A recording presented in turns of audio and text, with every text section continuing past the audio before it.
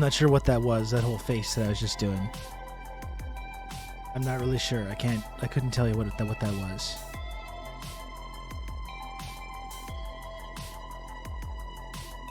How's everyone doing? How's it going?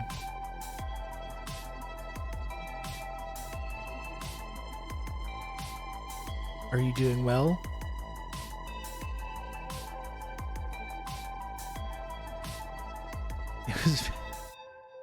It was very baby girl of you. Thank you. Thank you to my new friend Goth Bimbo next door. I appreciate that. Thank you for that. Full of painkillers. Hey, we like that. That's just unequivocally good. That's just an unequivocally good thing. The first time in years freezing my ass off in the Scandinavian cold dark. Okay.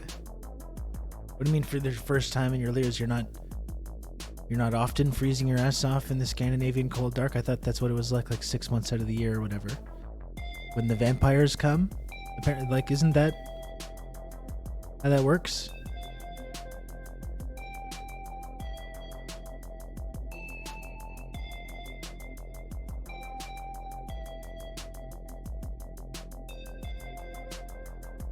Can confirm. Okay.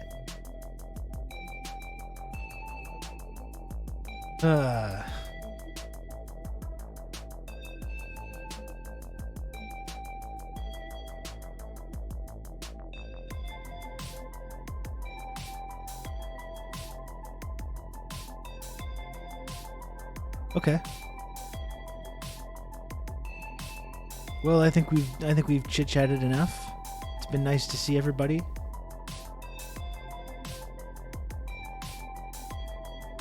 I'll be on my way now.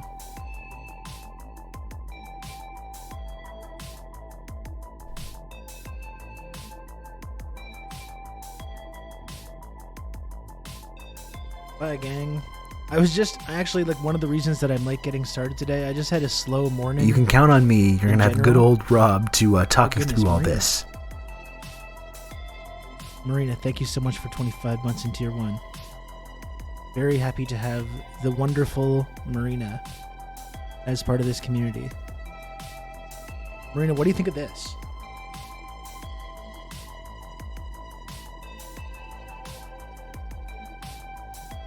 What do you think about this?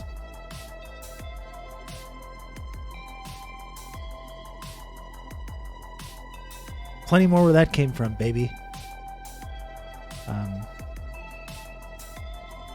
That was directed at everybody. Put beads in it, that's a good idea. Team Baby Mullen. I'm glad to hear it. I'm always asking, whenever Marina comes in, I'm always asking for fashion tips.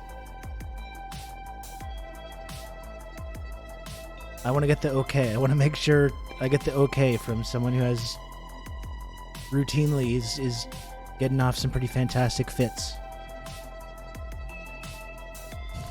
Discourse in the back. That's right, that's where it all goes.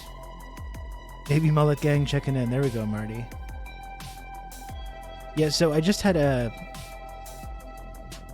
Maybe I should bleach my hair too. What about that? Do you think I could pull that off? I really don't think that I could. I think I would look absolutely ridiculous if I tried to do that. I think I would look absolutely ridiculous. Yeah, I had a sluggish morning. I woke up really early. As someone who did it, Rob, it whips ass, but it is hell. I can't even picture myself.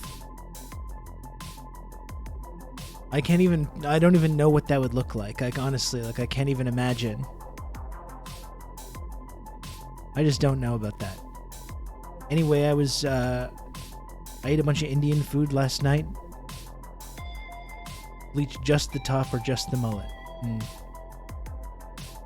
Blonde Rob seems like alternate timeline shit. For sure, with no mustache and blonde. Instead of the goatee. The mirror universe. I was watching Killers of the Flower Moon last night. I got through half of that. I'm going to watch the other half tonight probably. Ate some Indian food. I did wake up at about 5:30 in the morning with some tummy issues. I had it was more of a heartburn thing. So I woke up really early. Then I had to get up and like walk around in the snow with my balaclava on in the freezing cold. Before I brought my kid to school, I had to unshovel the car. The car was all covered in the thick layer of ice and snow. That took a while, and you're walking around in the cold, and you got a bunch of layers, and you get sweaty. It's really just my least favorite feeling. It's my least favorite feeling when you're sweaty and cold at the same time. I call 3 a.m. reflux the hour of the wolf. I've been strangely like, that used to be a more serious issue for me, and weirdly, I don't know why. I guess my diet has changed a little bit, but I haven't really been having as much of an issue with it lately, but last night it struck me hard. It struck me very hard.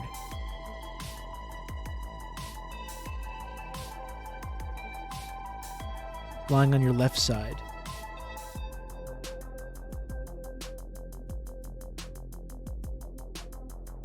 I'm sure I tried that last night. I was rolling all over the place. Rolled myself up into a little burrito. Normally I'm a right side guy, though.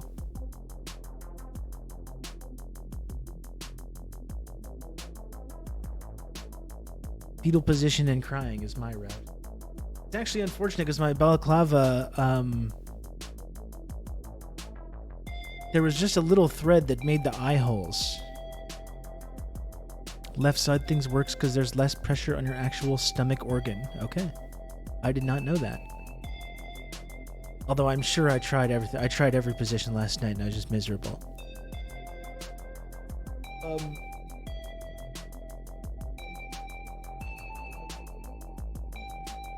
Yeah, there's a little thread that connecting the eye holes in my balaclava and it broke. It was just like one tiny thread, so now it's just like it's like an open eye hole thing, which is still fine, but I liked having the eye holes. I think I might get it tailored. I might bring my balaclava to like one of the where they do like little fix-ups and stuff, and give me some stronger eye holes on this, please.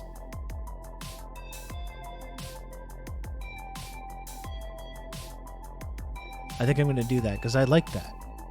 I like that look.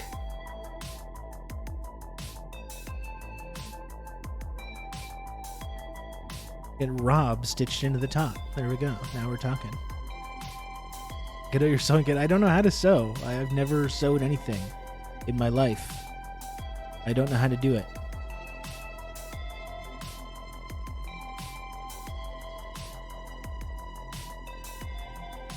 Make the eye holes in shape of triangles. It would be good merch to make TRRS balaclavas. Like that would genuinely be very cool.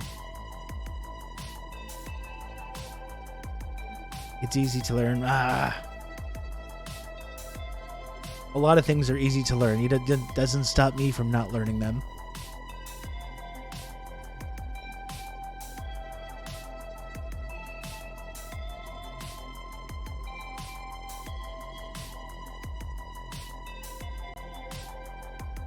I would wear a TRRS beanie. I would like to get caps too.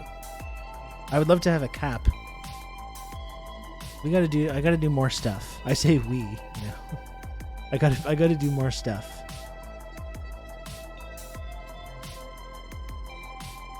Beret, TRS beret.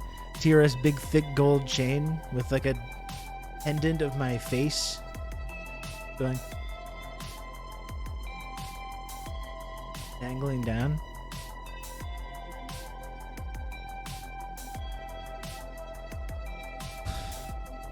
A life-size Robin medallion. Obviously, everyone would be rushing out to get that piece of merch. That would be exciting for everybody. That'd be very cool. Yeah, no, so I had a slow start to my day in general. What's the Rousseau Institute for Western Destabilization logo going to be? I mean, it's already kind of this.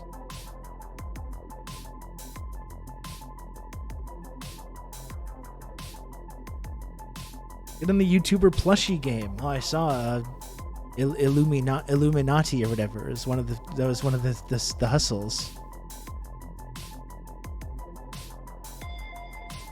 Just going around shirtless with my Rob medallion. Oh man. Yeah, no, because I mentioned that because I was watching the rest of that H Bomber guy video, and I was talking about how it's just like I was watching yesterday, and I was like, why am I looking at this? Like, I don't know any of these people. I'm not really invested in any of this. Yes, it's bad that people are kind of grifting and copying people and stealing and profiting from it. Do I need to watch a 4-hour video about this? I don't think so, but for some reason I'm doing it. And then today I got to the James Somerville section, who's another person that I had never heard of before. But it was just it was so devastating and captivating that I was like, okay, I have to look at this now. It was entertaining to see how egregious some of the plagiarism was. In the case of that guy as well, it was getting caught, but then like continuing to do it. Like, that's amazing to me. You know? Oh, I'm not finished yet. I have to get to the end part. I just have like the last 30 minutes to get through, but it's crazy, yeah.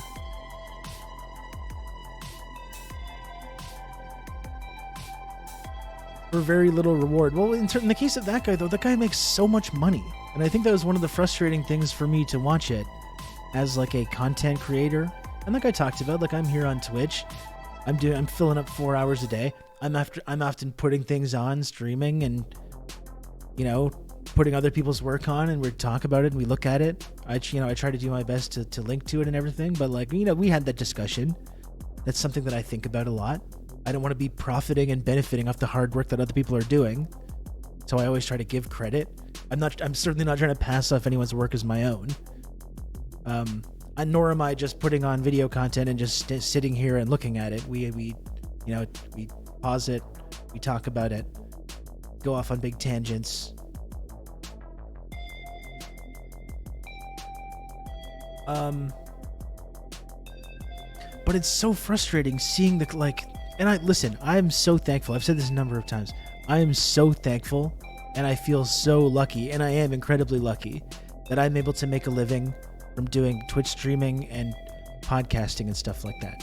You know, I never lose sight of that. That's something I'm really proud of. It's something I take seriously. I'm really thankful for everyone that contributes to the work that I do to make that possible.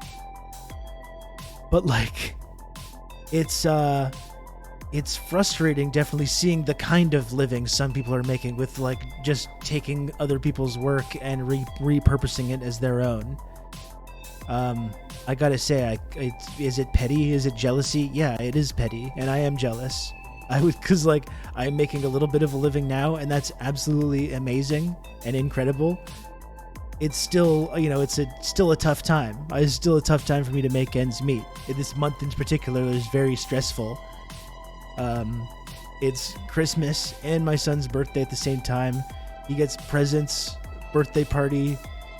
There's all these extra expenses like this month, and I'm like, Jesus Christ, it's like really trying to figure out how to make that work is very stressful. Gotta start just reading Wikipedia to us. I guess that's the way to do it. Even some of the bigger streamers, the pseudo-intellectual fucking jack-offs, that's what they love to do, don't they? Assuming rent is pretty high. Well, honestly, Bleep Lord, like where I live is one of the lower costs of living like anywhere in North America, I would say. Like the apartment that I live in, if this apartment was in Toronto, for example, it would probably cost twice as much. Like a 0% chance that I could afford to live where I do. Zero, like not, 5% chance, 10% chance, 0% chance that I could afford to live in the place that I do in basically anywhere else in Canada or the United States. The cursed birthday Christmas overlap. God, it's killing me. It's killing me. We just spent $300 on Christmas presents, mostly clothes. I'm already thinking, okay, how can we package some of these for January birthday? Because, yeah, it's brutal. So anyway, all of this is to say, like, it's not lost on me that people support this community and allow me to be able to make a small living from it. I feel so lucky, and I know that I am lucky. to be able to be in that position. But it's definitely frustrating to me to see the kind of livings that some people are having, while just constantly stealing and passing off other people's ideas as their own. I'm running my rent-controlled studio apartment into the ground, just waiting for the rent eviction with the sword of Damocles. Yeah, and like my rent already went up this year and is going to go up next year and the year after that and the year after that and the year after that. So yeah, that was something that I was watching that I couldn't help but feel a little bit frustrated by. Because if I was just doing a little bit better, my whole life would be a lot less complicated. But like, again, that's not on you. That's on like the algorithm gods. The people that are in this community are very supportive and very generous. Believe me, it's not lost on me. I guess something that is frustrating for me is that over the course of the last 3 years of doing this show, there's been a couple times where I felt like I was just about ready to take that step to the kind of next level, the next level up. And it seems like every time I'm like, and I'm kind of just about feeling like I'm getting there, and then I kind of go back down. It seems like it's really like with the news cycle, like when there's things that are going on, I'll get more viewers, more subs, that kind of stuff, and then it kind of reverts to normal after, you know. And that's and like, again, just being where I am is incredibly fortunate and something that I am very thankful about. Yeah, the James Somerset 60K Kickstarter for an indie queer movie studio where all he seemed to do is make fake posters using stock footage. That's really next level. You know? That's really next level. Rob with a fingertip on the edge of the next level, ready to blow himself up. Also, Rob smashes the fingertips with the Stalin book. I guess that's something that I've tried to make clear to people as well, is that this is how in my opinion anyway, this is how you know that I'm not disingenuous, that I'm not grifting. Because like, if I was grifting, I would be way smarter about this kind of shit. You know, I've taken positions on here that have hurt my audience and hurt my viewership. I actually remember this specifically when the Russian invasion of Ukraine kicked off, like February 22nd or 23rd. And I had been on here like in the days previous to that, even with Marina. Marina came on to talk to me about it like a week or two before it happened. And we were all saying like, no, of course they're not going to invade. Of course, America's lying like they're always lying. The CIA is trying to destabilize Russia. We were all so confident that it was not going to happen. And then it did happen. And I was like, well, shit, I got to go on here and talk about this and kind of try to see what I got wrong about this and maybe kind of accept responsibility for being wrong, explain why I came to that position and why I had the position that I did, and then try to cover things from there. And I remember I distinctly remember that day when I was talking about this and trying to talk about, you know, the Russian perspective of everything that was happening. And I saw a chatter who had been like a big donor previously, who had gifted a number of subs on previous streams, be like, no, you're way off on this, blah, blah, blah. And I was kind of just like,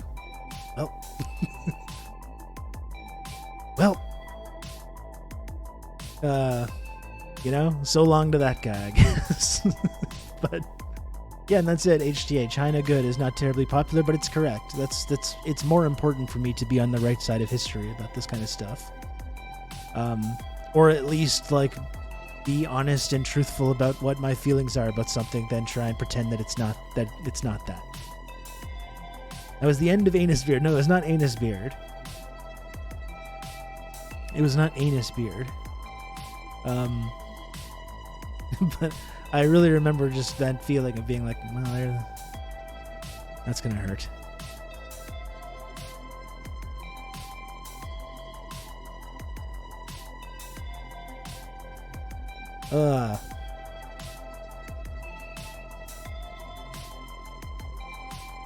Anyway.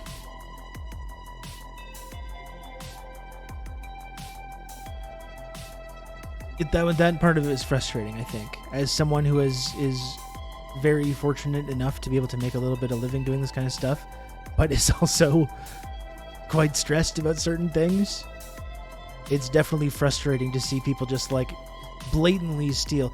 That's what I don't even get about that James Somerton guy. I'd never heard of any of his content before. But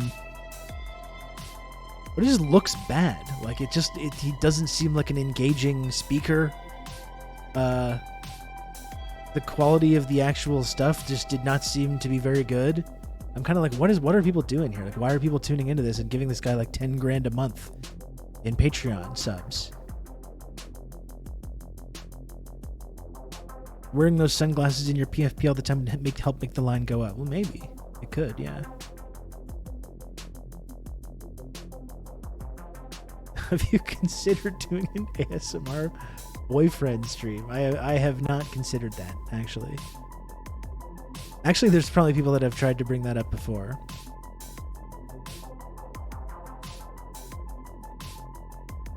Yeah, seeing the clips of him made him seem very unappealing. Just the monotone, dead-eyed delivery. Just reading other people's articles and pretending that he wrote them.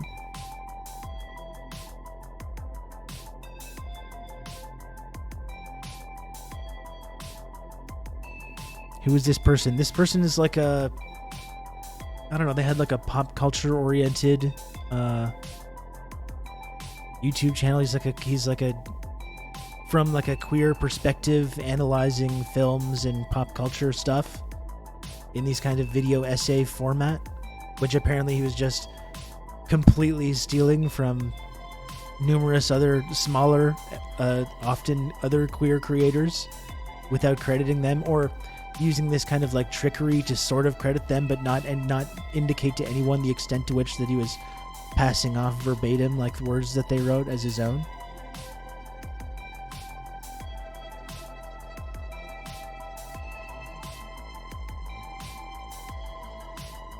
I was struck by Somerton crediting his co-writer. It was weird too. And it's funny because even in that video, H Bomber guy kind of gives the co-writer a way out and is quite sympathetic to the co-writer. And then the actual co-writer is just like, I can't even read. Or he said something really weird.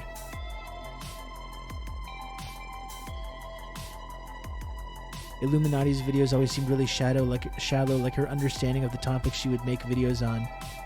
And now I know it's because she doesn't. She's just quoting people that do. Some of that was really egregious, the Fire Festival stuff, and just taking the popular Netflix Fire Festival documentary and just taking huge sections of it verbatim, including the actual footage. It's like, good lord, like, wait, how's this going on? This is amazing.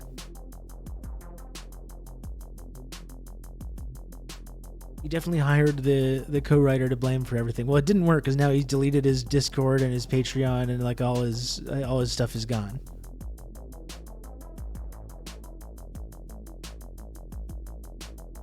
It seems like it's more effort to plagiarize and hide the plagiarism than just write something. It's bizarre. Well, and that's what it comes down to, is that people want to pass themselves off as being creative people but aren't. So it is more. It's like it's less effort to plagiarize because you can't write or you can't speak, or you can't create sort of engaging or interesting or entertaining or educational content on your own. So you have to have others do it for you.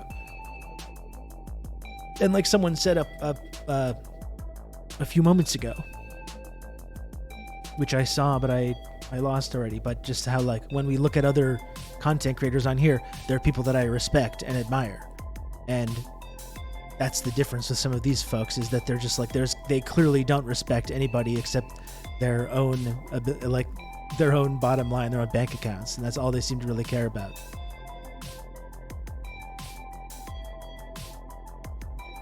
Yeah, all comments are turned off on everything. No, he's completely nuked everything.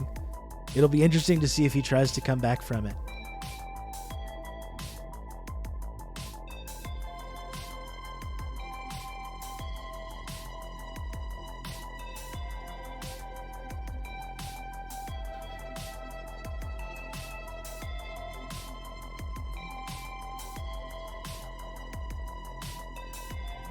Anyway, as much as I was asking myself questions about why I was looking at it, I did get totally sucked into it today, so I'm going to have to watch the end of that.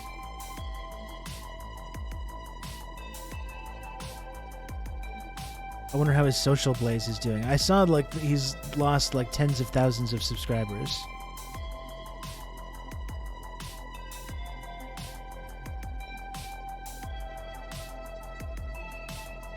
Like a huge amount.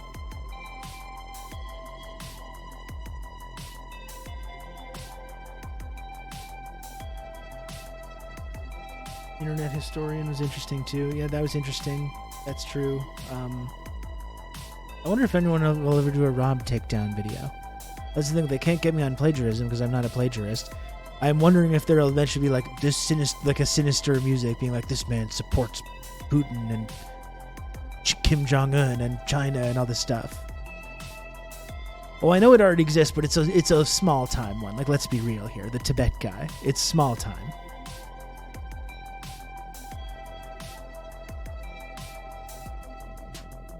When he was talking about our Tibet takes, and then like 75% of the way through the video, he's like, I actually know nothing about this subject. And it was like, okay, thank you, sir.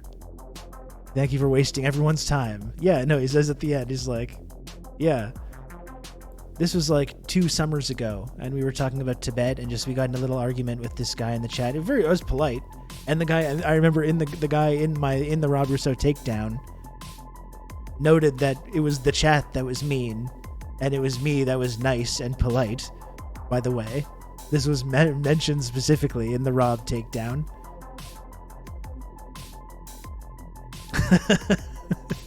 We have kind of a good cop, bad cop situation, don't we, chat? Yeah, and then like 75% of the way through the video, he's just like, no, I know nothing about this subject. It's like, okay. Yeah, it should be a Rob chat takedown. You see, I'm trying to be nice. I'm trying to build bridges. And you got the mean cyber bullies in the chat.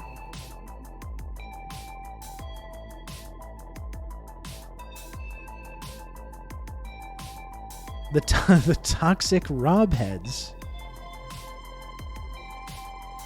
There's almost, and it's not a cult. Thank you, Ronaldo. Chat is over party.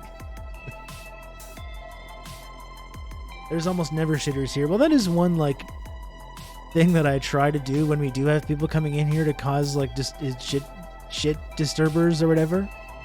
Is that I do try to like not change their mind, but not rise to the level of getting upset or whatever, and trying to like actually challenge what's being said. There's sometimes I get mad if someone's like a real piece of shit. I think I got mad at the person yesterday that was like, why are you supporting Hamas? They're a terrorist group.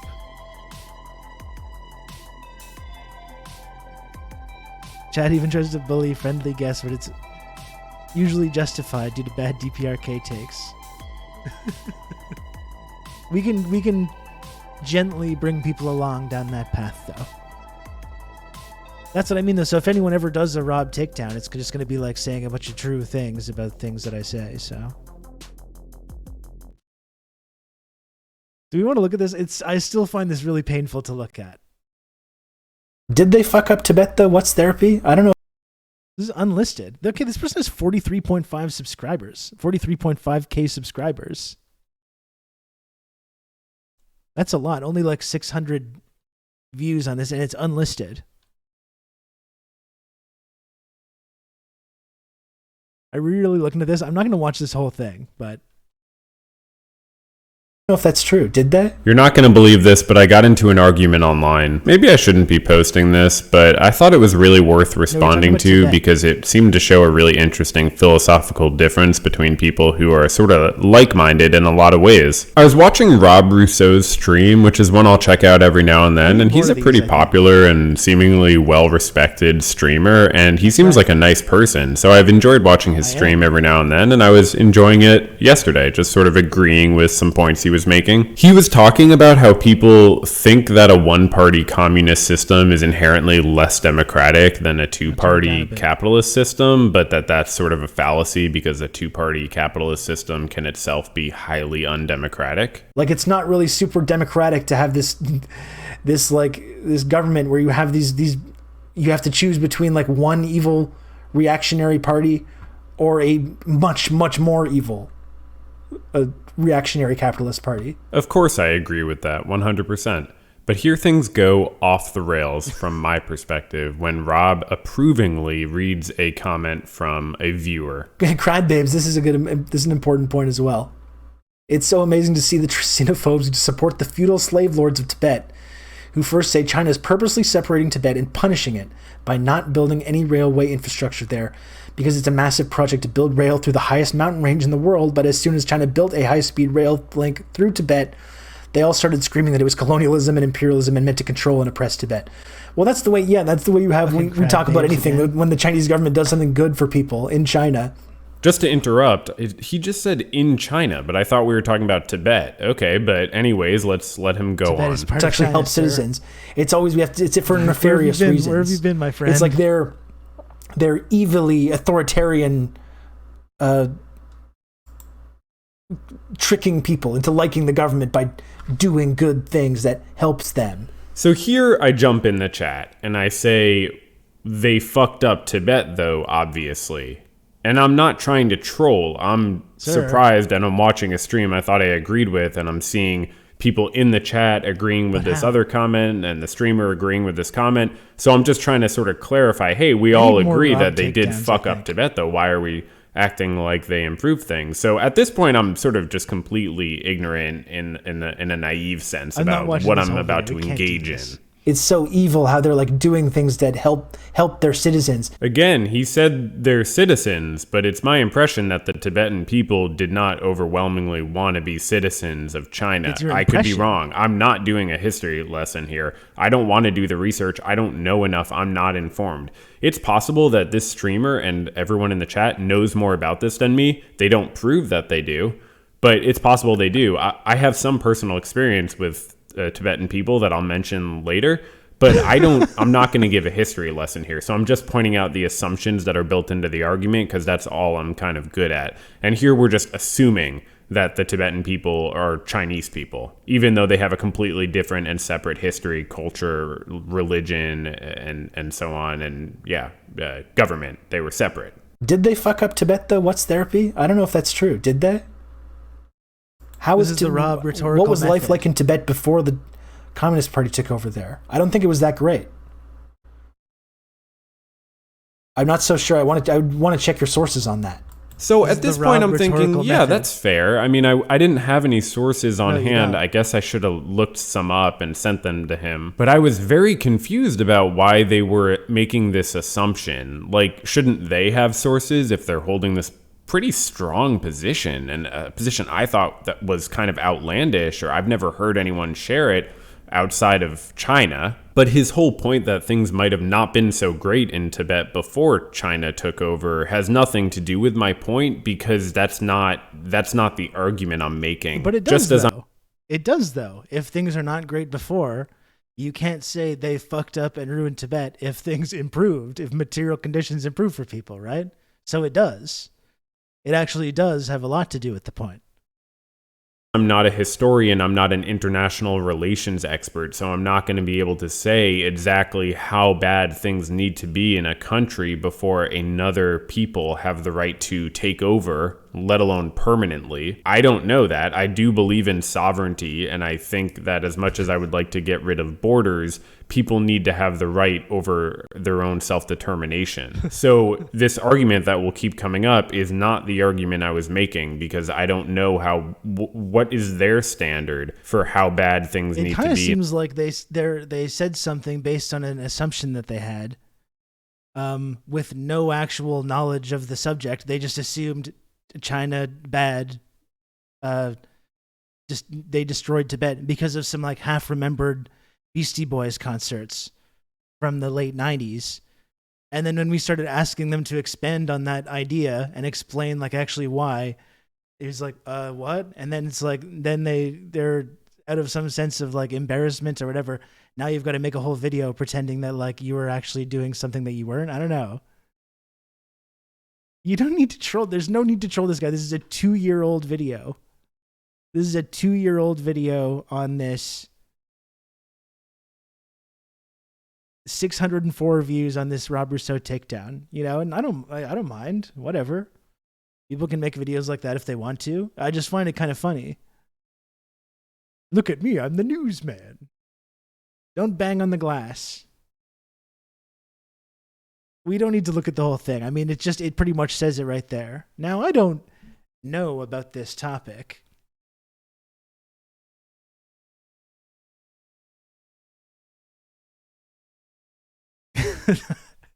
Of those 604 views, there are at least 20 for Scary and I sitting back and forth and laughing at different parts.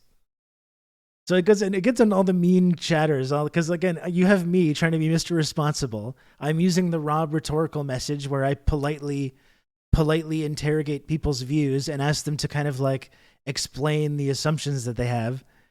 And then you have these meanies in the chat just escalating it. And like I'm just getting the guy all upset. Yeah, I mean, embarrassment is a good teacher. You'd think maybe you would then look into like Tibet and maybe talk about things like how the serfdom was abolished or feudalism was abolished, or like what this like Lama system, like how that worked, and how most of the people were serfs and slaves, and how people's material conditions have improved, or how there's been like huge infrastructure projects that have been built. You know, like maybe you could take that moment to learn to like actually look into that. But it seems like they weren't really interested in that. They're more just like mad that they got kind of made fun of for making some ignorant statements, and then tried to like do this whole edited video to like talk about what that was.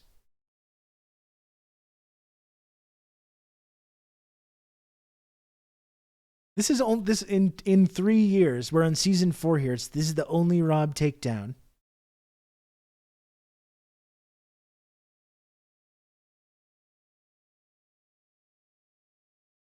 Arguing with Rob Rousseau, that thing that we all love to do.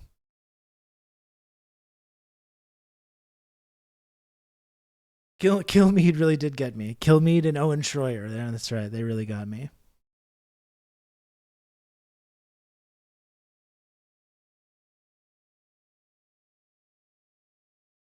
Anyway, you saw the Rob rhetorical method working as intended there before the chat had to go and ruin it. This man could have been a tanky now if you just let me do my stuff. What's therapy would have been a tanky at this point. A pro-China dengist. Tanky. And chat messed it up by being mean.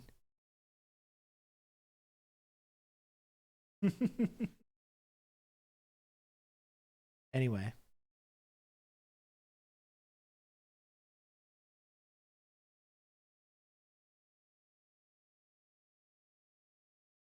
You got to do some Patreon reflection vids for some dough. Like one thing that I've really been thinking about a lot is that I need to like be on YouTube. Like I'm just not.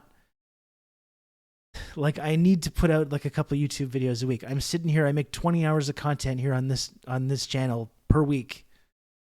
I need to be able to spin that into like 3 20-minute little videos, and I just don't know how to do it. It's been like 2 years I've been thinking about how to do this, and I just don't know how to fucking do it.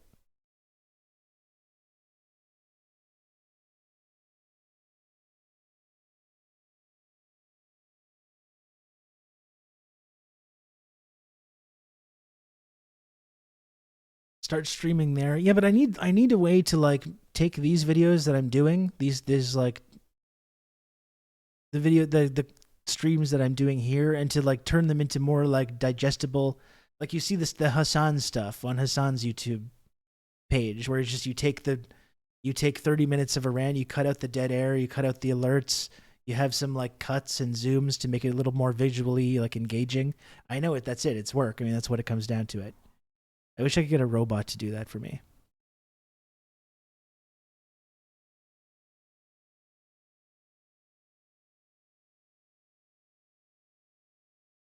Seriously, though, what do they want to see? The power handed over to a vague, nebulous democratic movement that would see Tibet split into warlordism that happened to them, or one state coming in to secure the region from that exact fate, let them slowly develop over time, freeing them to learn what they want, when they want, and not be killed for questioning the lamas. Yeah, and the whole culture is still intact. Like there's still huge temples, and like there's still that culture is still encouraged. And then you can get into the actual problems. Like in the Cultural Revolution, there were problems. I know there was Tibetan communists that helped lead the revolution in Tibet that got like purged. Like some fucked up shit happened. Absolutely. Like you can actually get into that. Like you can talk about that nuance and talk about the mistakes and the contradictions that have happened over time. But you can't do it though if you're just coming from this assumption that like, what, didn't they just ruin Tibet? Like that's because that's just nowhere near any kind of an accurate sort of an analysis of that.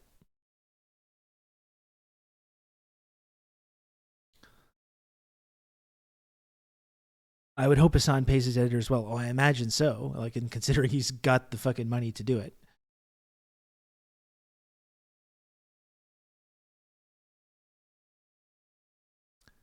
Yeah, they learn the Tibetan language in schools. If your culture has slavery and CSA in it, then maybe not preserve the entire culture.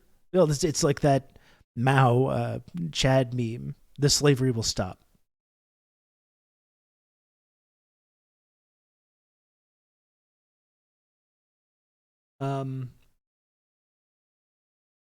Yeah, and like living in Canada and criticizing China for like not being respectful or doing cultural genocide of people. That always is like very rich, whether we're talking about the Uyghurs or the Tibetans or whatever ethnic group that becomes the ethnic group du jour that we're supposed to care about, that China's been so mean and cruel to. In Canada or the United States, of all places, that to me is just really rich.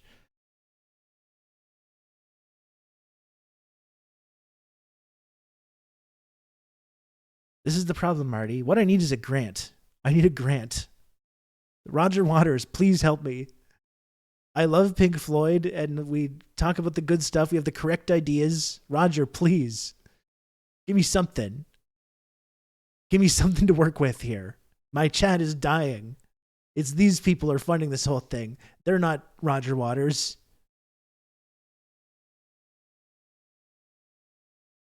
Come on now.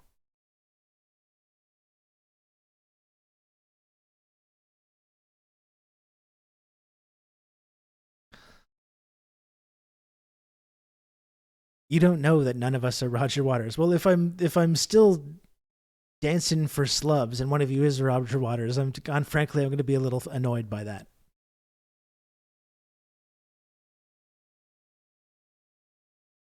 Roger Waters with his like multi-million-dollar bank account, just like chuckling while I dance for slubs, gifting 2 or 3 subs at a time. I think it's actually illegal. If you were Roger Waters, you would have to admit that. Legally, you would have to admit that you're Roger Waters.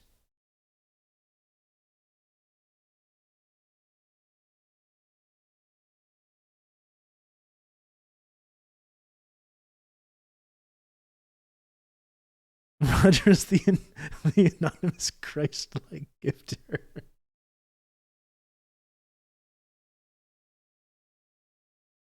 That would be good.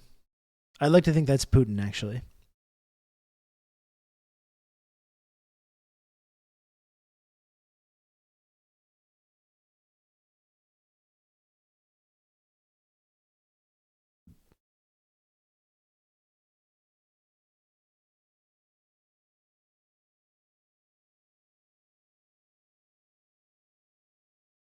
Anyway, one of these days I'll actually get my shit together. That's why maybe I should be starting more beefs with people. Maybe this is the key. I don't know. I always said to never debate, and I don't want to debate, but like maybe I gotta just having more beefs with people. If I started having more Rob takedowns, maybe I'd get more drama viewers. I don't know. I'm gonna get a Coke Zero. 1 sec, folks.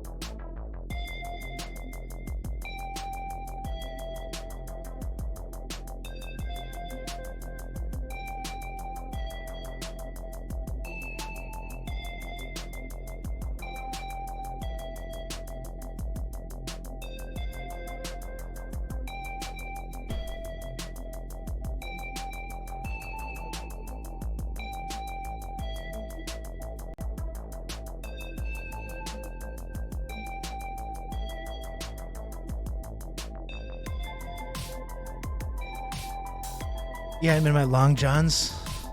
What of it? I'm actually just gonna get a little lunch going here. That was fun to revisit that clip. It's really funny to be like, no, I don't know anything about this subject. That's such a bold maneuver.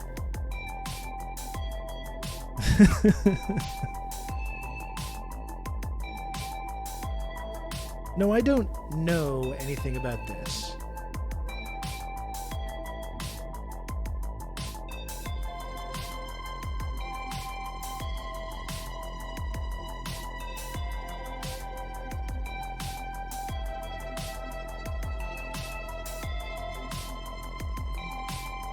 What am I doing here? What am I doing?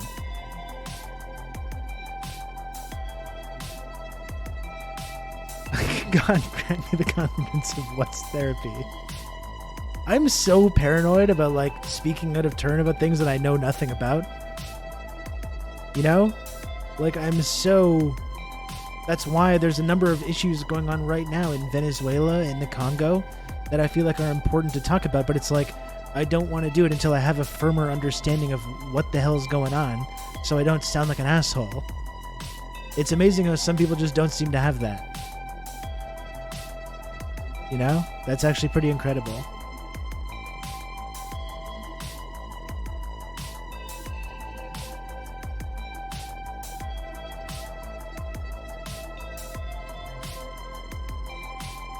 I'll just be right back. I'm just going to leave you with Amy Goodman for 1 sec. This news is funded by viewers like you.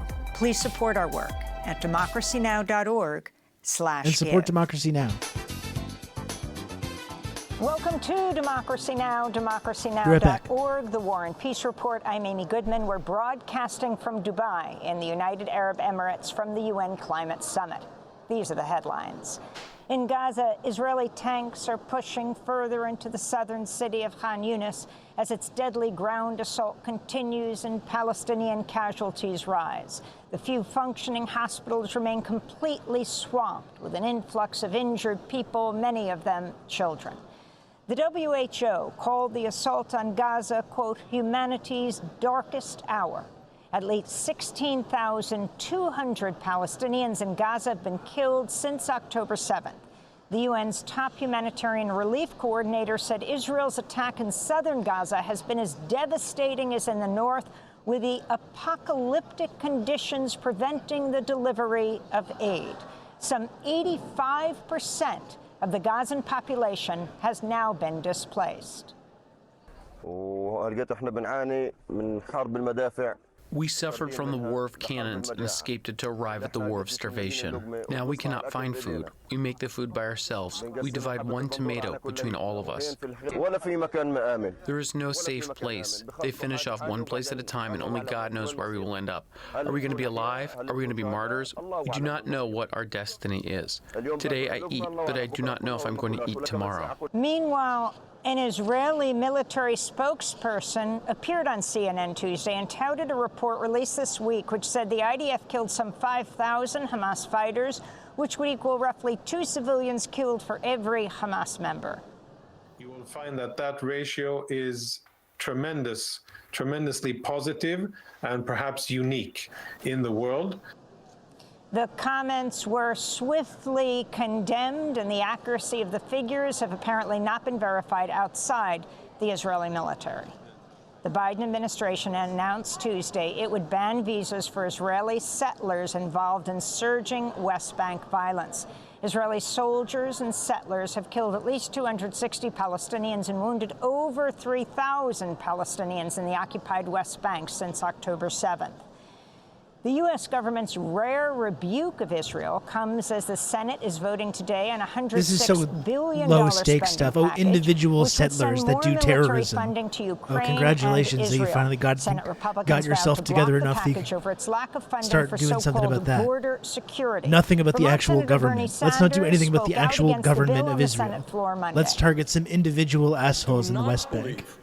We should be appropriating over $10 billion for the right-wing extremist Netanyahu government to continue its current military approach. What the Netanyahu government is doing is immoral. It is in violation of international law. and the United States should not be complicit. Despite his condemnation of Israeli violence, Sanders has refused to call for a ceasefire in Gaza. 13 House Democrats and 1 Republican, Congressmember Thomas Massie, voted against a new resolution explicitly equating anti-Zionism with anti-Semitism Tuesday. 92 Democrats voted present. The resolution also states the phrase "from the river to the sea," a popular slogan at protests for Palestinian rights, is a call for the, quote, eradication of the state of Israel and the Jewish people, unquote. Rashida Tlaib, the only Palestinian-American Congress member, wrote, quote, opposing the policies of the government of Israel and Netanyahu's extremism is not resistance until liberation. From the river to the sea left FL1 free. Should never be condemned, she said. This comes amidst a mounting offensive by AIPAC. That's the American Israel Public Affairs Committee. Tiniest boop. Thanks for 28 months, Tier 1. I appreciate it. Thank you. Palestinian rights. Earlier today, Westchester County Executive George Latimer, who's been courted by AIPAC, announced he's launching a primary challenge against New York Congressmember Jamal Bowman. Last month, 2 Michigan Democrats running for the U.S. Senate revealed AIPAC offered them $20 million to instead primary Congressmember Tlaib for her House seat. Nasser Beydoun, a Lebanese-American businessman, and Hill Harper, a Hollywood actor-turned-politician, both turned AIPAC down. Meanwhile, a new book... It's really interesting, the whole AIPAC thing. Like, people have talked to, like, John Fetterman, like, looked at John Fetterman's campaign contributions from AIPAC and, like, wondering, like, all these different, like, pro-Israel congressmen, like, they're getting, what, 150K, 200K donation from AIPAC or whatever it is, and asking, like, is this how much little it costs to sell your soul or whatever? And, like, I understand, like, making that connection and talking about who's taking money from AIPAC, but also it's true that I think some people that become these, like, hardcore pro-Israel people in Congress, not only are they, like, true believers for whatever reason, but it's also about AIPAC not spending against you. I think that's something that we don't probably talk about quite enough. The fact that it's like, yeah, it's the official amount. Maybe there's some more that they're getting, but it's also like you do say the right thing, or we're going to put $1 million into your opponent and we're going to try and unseat you. I think that's a big part of it as well. You know, it's not just about getting the money. It's about making sure that they're not going to come out, target you and put you in a bunch of attack ads calling you an anti-Semite or whatever. But, like, a lot of these people just believe and are Zionists themselves, and there's no actual monetary really explanation. It's more just that they truly believe and they're fucking genocidal and they fully support Israel's really right to do whatever the fuck it wants. So the main thing is they get no primary. Yeah, it's crazy how it's just totally set up, how undemocratic everything is. You know, we should watch actually the whole thing on the lobby. I wonder if we have time for that today.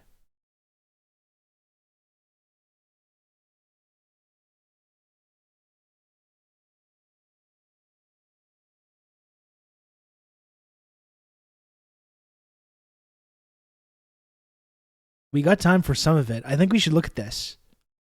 I mean, there's news we can look at. We've been looking at a lot of different stuff. There's different updates we can do. I was having a hard time thinking about like what to actually do today, but I think this could be a really good thing to watch, and we can talk about the Israeli lobby and how it works.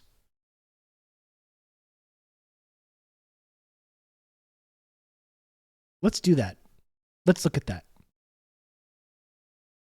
If we want to talk about why people like John Fetterman become such hardcore Israel supporters, or the influence that the Israeli lobby wields in the United States Congress. And I remember, it was like 5 years ago that Ilhan Omar was attacked so much for being anti-Semitic, for just talking about, she said all about the Benjamins or some statement like that, to talk about the money and power and influence that the Israeli lobby has in Washington, and was called an anti-Semite for that. Let's look at that. Let's watch the lobby. This was an Al Jazeera investigation that I think got killed. Like, I don't even know if it ended up airing because of the pressure from the exact lobby that it was exposing. But Electronic Intifada has it. So let's watch it. I think this is going to be really valuable, actually, in light of everything we've been looking at lately.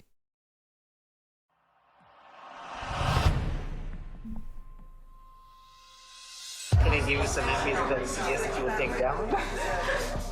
In the first series of The Lobby, Al Jazeera's investigative unit exposed the role of pro-Israel operatives in Britain. The headlines at 11 o'clock. Israel's ambassador to the UK has apologised after a senior diplomat was caught on camera saying he wanted to take down the Foreign Office Minister, Sir Alan Duncan. Sir Alan Duncan, who's a strong critic of Jewish settlements. An undercover reporter for Al Jazeera doing an investigation into Britain's relationship with Israel. This investigation exposes a covert Israeli campaign to influence British policy.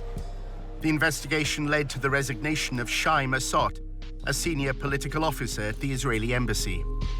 Mr. Massot is also heard describing the Foreign Secretary Boris Johnson as an idiot. The diplomat in question no longer seems to be a functionary of the embassy in London. And so whatever he may exactly have been doing here, his cover can be said to have been well and truly blown.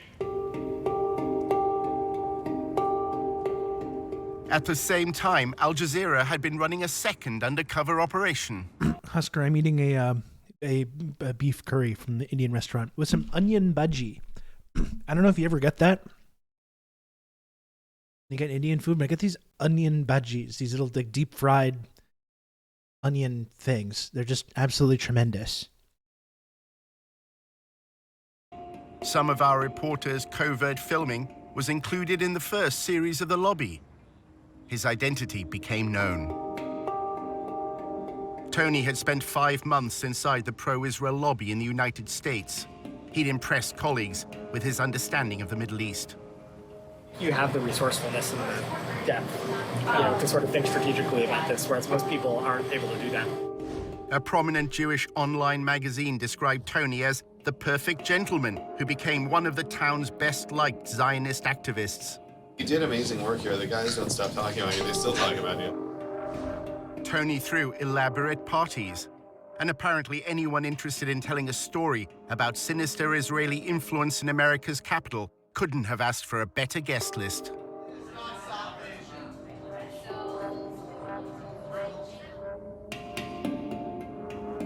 Yeah, it's similar bonbon. In the new edition of The Lobby, we investigate the role of pro-Israel advocacy groups in this country in the first of a 4-part series, how the lobby is being drawn into Israel's covert campaign to spy on American citizens. Do any of our OSINT foreign influence people want to maybe look into this? Using an undercover reporter, Al Jazeera's investigative... Jesse Brown, someone else that I'm beefing with right now. Yeah, you, Jesse. Jesse, you're not a journalist. You know this.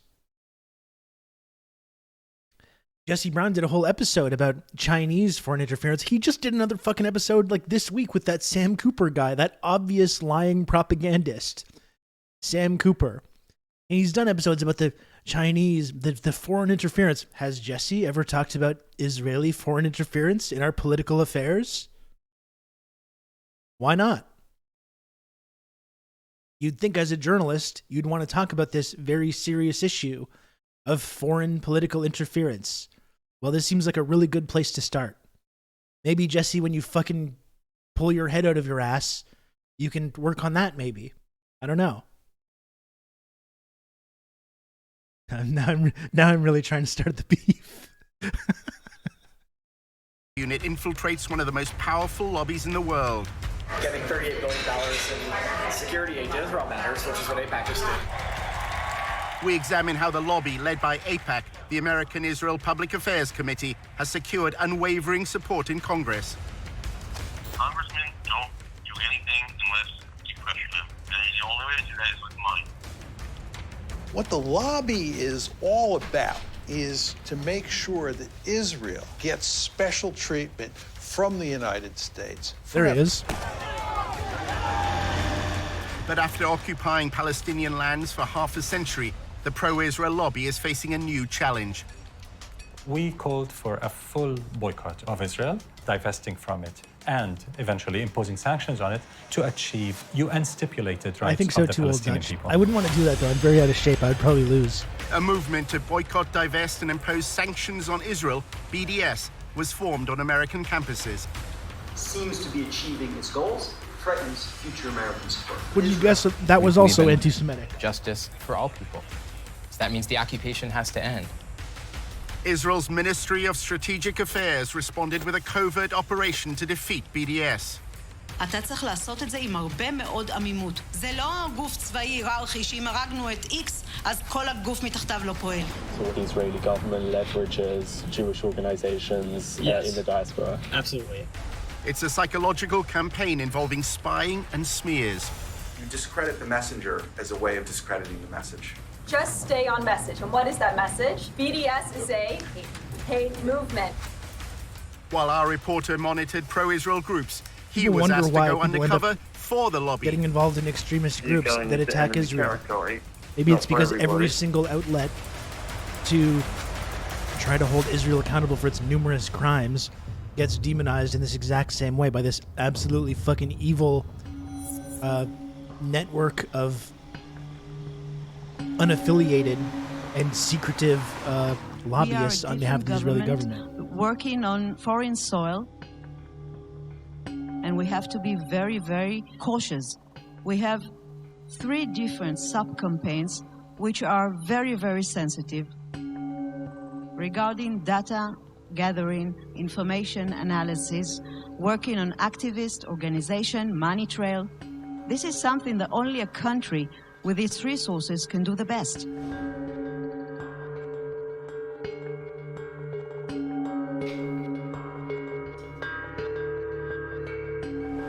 If we want to win, we have to change our ways. We have to think differently. And this is waging a holistic campaign against the other side. Take him out of his comfort zone. Make him be on the defensive.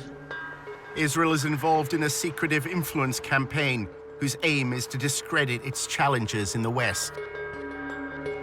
In the Air Force, when you want to win, you have to have aerial superiority. If you want to win a campaign, you must have information superiority. And this is exactly the added value Israel capabilities, This is what they've technological lost now. and otherwise, They've we lost can bring this. to the game, That's why they're freaking and we are out so much working right on now. that very hard. In the United States, the lobby is working with Israel to spy on American citizens. We're giving them data. For example, one day, Sima's deputy is sending me a photo, just a photo in WhatsApp. It's written, boycott Israel on a billboard.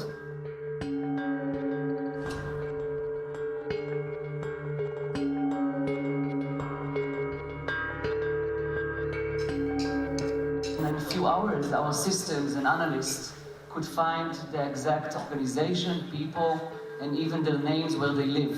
We gave it back to the ministry. I have no idea what they did with this. Hello, but Dan. the fact 3 days later, there were no billboards. We use all sorts of technology. We use corporate level, enterprise grade social media intelligence software. Almost all of this happens on social media. So we have custom algorithms and formulae that acquire the stuff immediately.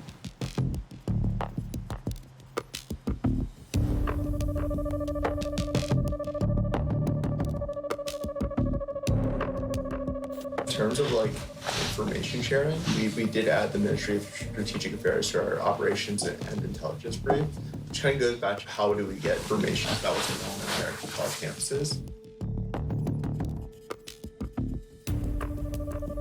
Generally within about 30 seconds or less of one of these things popping up on campus, whether it's a Facebook event, whether it's the right kind of mention on Twitter, the system picks it up, it goes into a queue and alerts our researchers, and they evaluate it, they tag it, and if it rises to a certain level, we issue early warning alerts to our partners. They operate through subterfuge, If you've been attacked and by they any walk random a very Zionists over thin the last line couple of between weeks. the legal and illegal in what they do in order to gather information and to smear their opponents and ultimately destroy them. There he is. He's just all over this whole movement. Totally inseparable. In order from it. to understand how the Wonderful. pro-Israel lobby operates, you have to literally be a fly on the wall. If you can't obtain information publicly, you should try to get into the room through other means. Our undercover reporter, Tony, is British and Jewish and had recently graduated from the University of Oxford. He wrote articles and presented himself as a strong supporter of Israel. In Washington, he attended a course on the Israel-Palestine conflict. I'm from the UK, and I'm just taking a course at Georgetown here over the summer. He's done very valuable He networked in the reporting social on this, circles Kerry, of the there's no pro-Israel denying that. lobby. Hi, I'm Rona. I'm Tony. Nice to meet you. Good to see you. I'm good. Good to see you. Hey. After building his profile, Tony was accepted on a training course in pro-Israel advocacy. Welcome to Fuel for Truth DC's second boot camp. Congratulations, everyone, to being accepted. Fuel for What we're going to do right now is just kind of like introduce ourselves. I'm Daniel. After undergrad, I served in the IDF and the paratroopers for 2 years and worked at APAC for a year. One session criticized So the just UN totally fucking agency evil. that provides aid for Palestinians. Children are taught in UNRWA Palestinian schools to hate Jews. Another lecture dealt with the Now international they're finally getting the media. opportunity to bomb all these Media schools, bias. just like they wanted During to. the last war, a lot of times videos are circulating of bombed areas or victims, and a lot of it's from Syria, from Iraq 10 years ago, all this stuff. In role-play workshops, they were instructed how to respond to criticism of Israel. Can I have a volunteer? The part-time walls cutting off Palestine. Boycott Israel. Divest from Israel. Sanction companies that do business with Israel. It's kind of odd that you call it a wall, given that like 90% of it is a fence. This is a photo. I see a wall. Why can't Israel do more to help, Tony? Our undercover reporter played the role of pro-Israel advocate. Israel's doing a lot to help the Palestinians. I say actually Israel is doing all the best that they can, but it's a tough situation. Businesses in Gaza can't freely send their trucks into Israel to sell their goods. I think you'll find that that's actually a misconception. They do allow their trucks, and what they No, don't allow is this day is over, Kerry. It's over. The Hezbollah has failed. After the course, Tony was Never accepted coming as a back either. volunteer at a pro-Israel communications group called the Israel Project. Just joined the start. I believe foreign interference is only a China thing. That's right. Kleinfeld. Like Seinfeld, but with a K on. The Israel Project, known as TIP, describes itself on its promotional videos as a strategic communications group. At TIP, we believe we've found the answer. Israel's enemies have left the battlefield of the Middle East and are now fighting on the battlefield of public opinion. What you have with regard to the United States and Israel is a special relationship that is unprecedented in recorded history. Not simply that the United States gives Israel a tremendous amount of economic aid and diplomatic protection, it gives that aid and protection no matter what, right? It's not conditional. And the Israel Project will go to enormous lengths to achieve that end.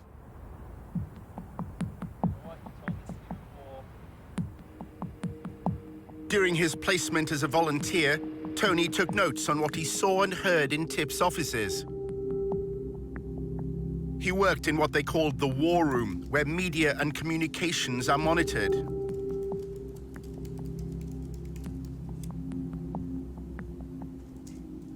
Staff described having contacts at numerous media organizations. Their primary means of influence is by forging friendships with reporters.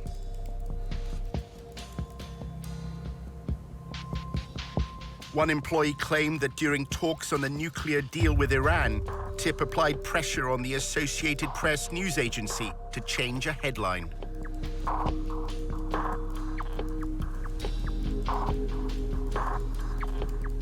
Tony read the Israel Project's annual report, which described TIP's mission as building an echo chamber for pro-Israel information. That means using the media to amplify and repeat TIP's messages, as well as what the report describes as neutralizing undesired narratives. Tony saw one document which claimed that the echo chamber was within their grasp. It is really Weeks interesting before looking he at this from started, the vantage point of 2023 when all Tony of this has discussed with a collapsed. senior manager how TIP deals with the media. And they've completely lost control of this narrative that they had such a tight grip on for such a long time.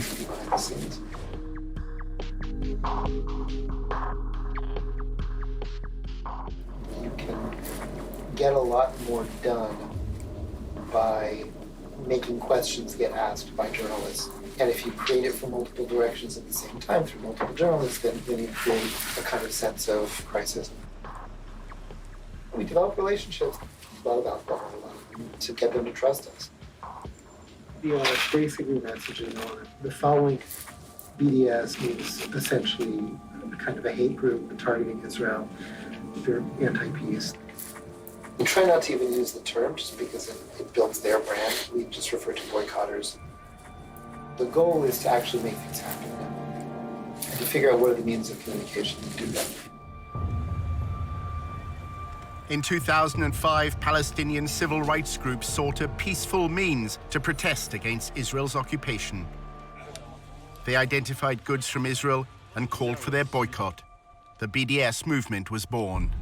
BDS adopted a nonviolent strategy because we think it is morally consistent and very effective against an enemy that is extremely powerful militarily.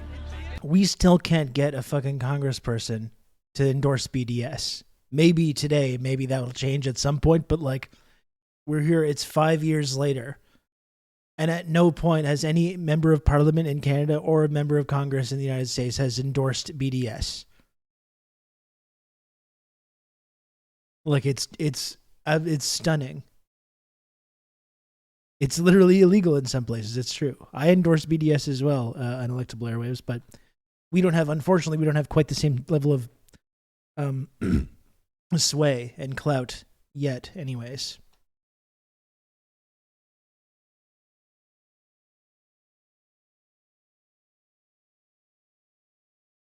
We called for boycotting Israel, divesting from it, and eventually imposing sanctions on it, as was done against apartheid South Africa, to achieve basic Palestinian rights under international law. Over the past decade, BDS has grown around the world. By campaigning for Palestinian civil rights in land controlled by Israel, BDS believes it has exposed a deficiency in the moral defense of the Jewish state. BDS is saying that what Israel has to do is treat the Palestinians in its midst the same way it treats Israeli Jews. The problem is that if Israel does that, there are more Palestinians, or there will be more Palestinians inside Greater Israel than there are Jews. And that means that if you had a system where everybody was treated equally and there was one person and one vote, that you would no longer have a Jewish state. The secretive Ministry of Strategic Affairs, based in the Prime Minister's office in Jerusalem, was given a mission: establish a covert campaign to defeat the BDS movement. אנחנו אחראים על המאבק בתופעה, ובמסגרת זו יש לנו 4 רגליים: התראה, הרתעה, התקפה והסברה. אז אני אגיד לך שכשאם אתה רוצה לנצח בניהול מערכה, אתה צריך לעשות את זה עם הרבה מאוד עמימות. כמו שכשעבדתי על סוגיות צבאיות, כמו חיזבאללה, או כספי טרור, או סוריה, או כל מדינה אחרת שאיתה בעבר, ניהלתי מערכה מולה כקמן. לא הלכנו ואמרנו לצד השני מה אנחנו מתכוונים לעשות. השארנו אותו בעמימות. Lodane, have you ever seen the building where BDS was originally conceived? It's really fascinating. It's just, is where they originally drew up the original idea. Really interesting stuff. Interesting part of the history. Government ministers attacked me in person, one of them threatening BDS leaders with targeted civil assassination, and others threatening to revoke my permanent residency, along other threats.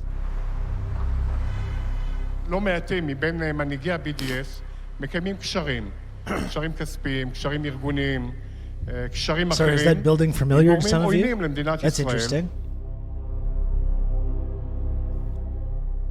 תפקידנו, באמצעות הפעלת המודיעין, לחשוף את הקשרים האלה, ובהחלט באמצעות החשיפה הזאת, גם לדעת לפעול נגדם, לבודד אותם, גם להעביר מידע לאותם גורמים מודיעיניים בעולם וגורמים אחרים. ישראל חייבת לבצע סיכול אזרחי ממוקד במנהיגות ומול פעילי ה-BDS.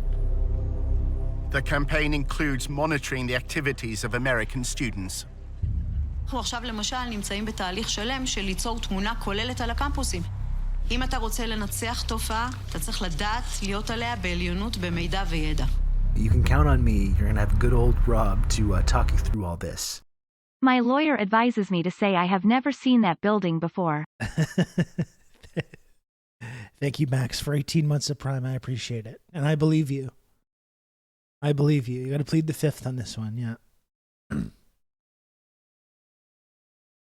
I was just...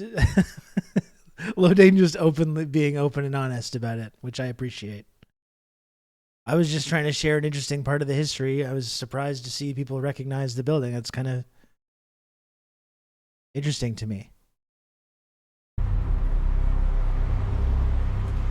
Our investigation into the role of the Israeli state at US campuses led Tony to an employee at the embassy in Washington. She's American, and her job is to analyze BDS activity for the Israeli government. So nobody really knows what we're doing, but mainly it's been a lot of research, monitoring BDS things and reporting it back to the Ministry of Foreign Affairs and making sure everyone knows what's going on.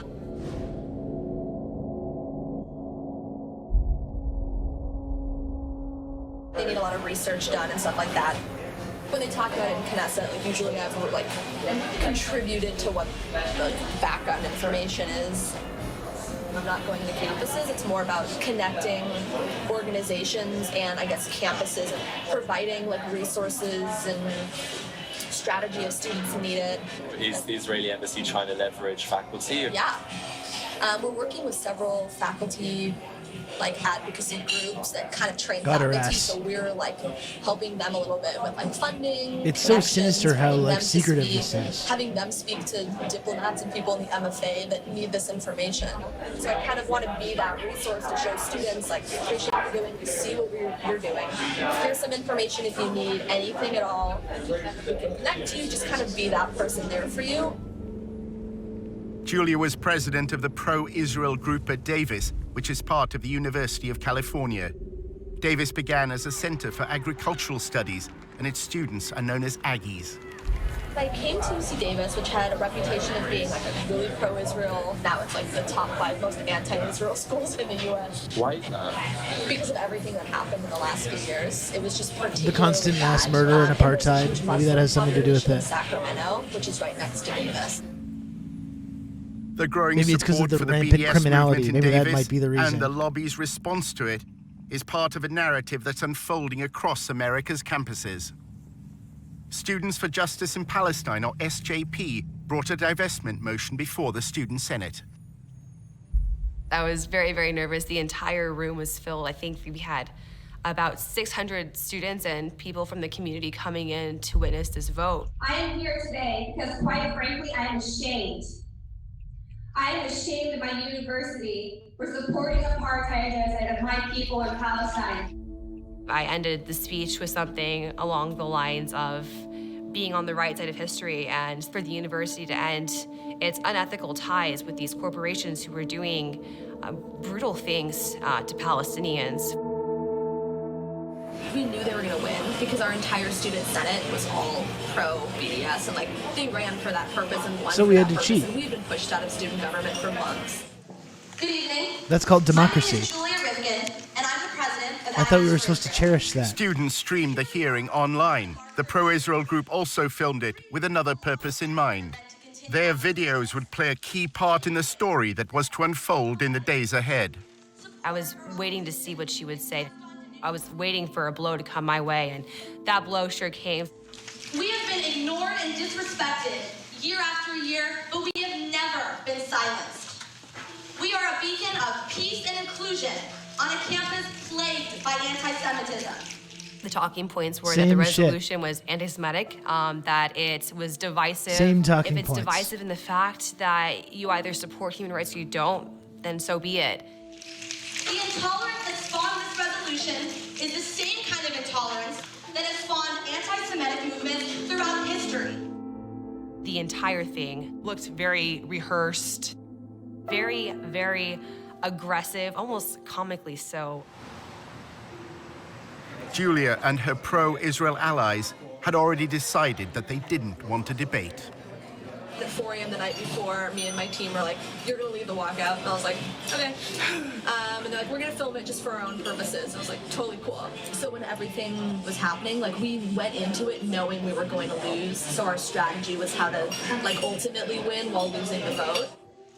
This is our victory.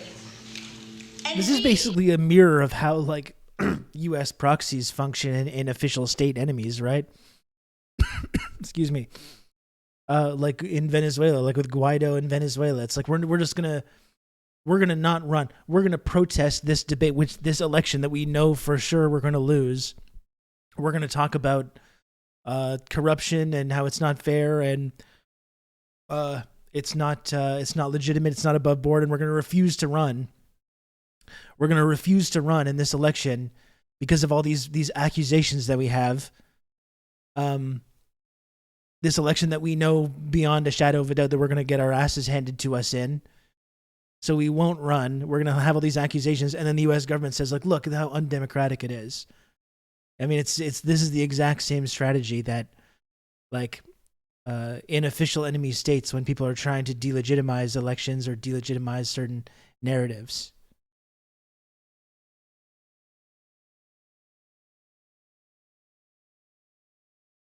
But when direct democracy like Essequibo or Crimea occur, it's from corrupt authoritarian government. Yeah, it's interesting rhetorically like how that works. There's no possible way of legitimately doing it, you know? If you have elections, they're rigged.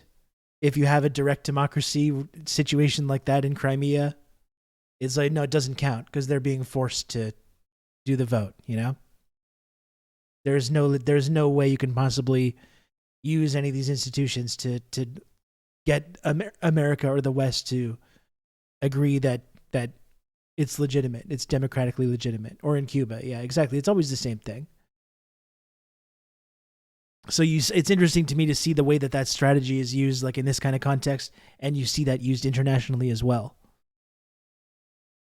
I think the point for pointing that out as well is we're not singling out Israel. That's one of the big Hasbara talking points. Why are you singling out Israel?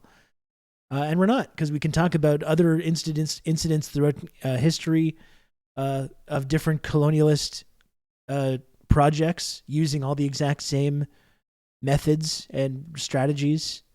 And like you can use this kind of a strategy and apply that to how the U.S. Or the U.S.-led international order destabilizes nations around the world and interrupts democracy. It's the exact same strategy. Who are victorious need not. Or it's corruption, but when you're in a country that punishes someone for corruption, for like taking bribes, then we say, well, that's authoritarian. It's authoritarianism. Look what they're doing. It's really amazing. It's just a no-win situation. We were watching Dylan Nafo Burns doing guild navigation on that copium last night. Oh, I imagine so, yeah. I saw a tweet from Dylan. Isn't Dylan like, is he full Zionist or is he like trying to support Palestine, but in this weird servile like empire bootlicker way? I saw one tweet about it. I was unclear what position he was trying to take. Probably because so many of his reactionary fans are super pro-Israel. So I imagine he's trying to walk some line.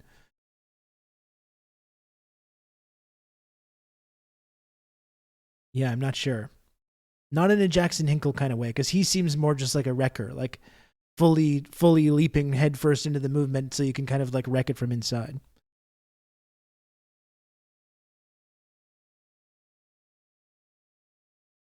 Yeah, it might have been a free Palestine from Hamas kind of thing. Yeah. Legitimize the words spoken in this empty hearing. So if you are here tonight in opposition to this resolution, I invite you now to stand up. Really, stand up and join me in walking out of the room. This is these pathetic babies. That was a wowing moment. This is some guy, Rob Russo, some leftist based in Canada. I was turned on to this sick individual, and I found this. Oh my God, Sam Sater, what a fucking nightmare. Oh my goodness. Hello, Majority Report Raiders. Hello, Majority Report. Does that make you happy? Does that make you happy when I say it wrong like that? Hello, Majority Report Raiders. What is up? It's me, Rob. It's nice to see you. Hello. How's it going? Thank you for joining. Welcome in. Please smash the follow button if you can. We're just watching this video on the lobby. This was an investigative piece that was put together by Al Jazeera around 5 years ago. And I don't even know if it was ever released properly. I don't know if it ever aired because of the lobby, the Israel lobby shut it down, but it's a really fascinating, really well-reported look at exactly how the Israel lobby works to affect policy and monitor people's views and shut down people's free speech in the West. It's a really incredible little documentary. So we're just looking at that. I hope the Majority Report stream was good today. Thanks again for joining. I appreciate it. And if you can, support TRRS. If possible. If you can. You can count on me. You're going to have good old Rob to talk you through all this. Ragdigen, thanks for the gifted sub. I appreciate that, Ragdigen. Only 26 subs to go. Or, sorry. What? 31, excuse me. Right? Yeah. Only 31 subs to go to get to the goal. It's right. It's within reach. So if you can, help put me over the line there.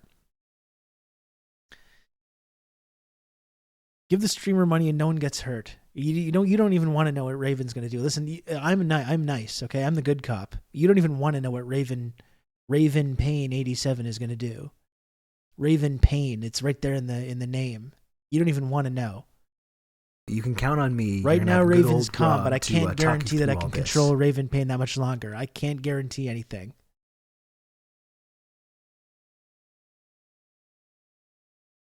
Just do what you need to do, and we can avoid any of feeling the wrath. Pelicans, thanks for the gifted sub. You can count on me. You're gonna have good old Rob to talk you through all this. And thank you, Sean, as well. I appreciate that, Sean. Thank you.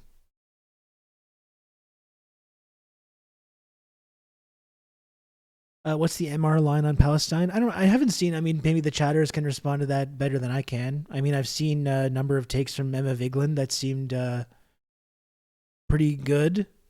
You know, I think as a news organization, which I really like and respect and admire, all the people that are involved with that, it's kind of touching a mainstream legitimacy a little bit. It's kind of peripheral to the mainstream. As such, maybe in certain cases, in my opinion, doesn't go far enough, but overall, I think is pretty good. Pretty good stuff.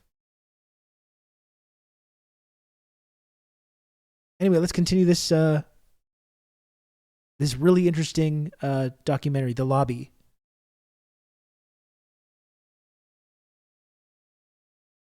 Yeah, Plunger Man. That's kind of my takeaway. Not to like insult the people that just rated this channel. Let's just move on. Let's move on. Let's watch The Lobby. Just stand up. Everyone just kind of was like, what's going on? It was very shocking. As they were leaving, it was just a very big rush of relief to not have that tension, those bad vibes in the room. And so we started cheering, actually, and it was a great moment. If you're standing in the back, it looks like some seats have opened up. But the passing of the BDS motion proved to be just the beginning of a bigger story. In part 2, how the lobby worked to undermine the student decision. Those swastikas, who did them? We don't even know.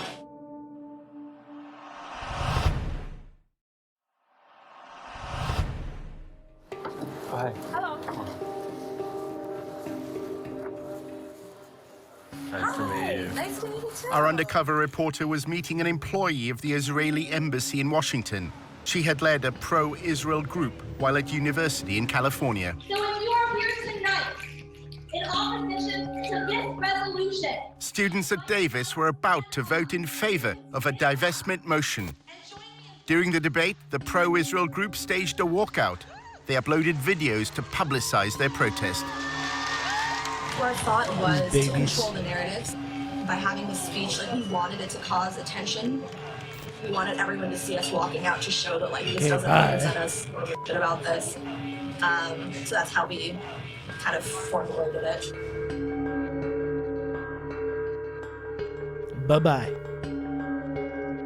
I wonder what Julia's up to right now. That day, all of us released like 50 op-eds in major news sources, so that when people made a hashtag and like a whole thing trending, so when people opened their Facebooks, it wouldn't be them celebrating their victory, it would be us sharing our stories.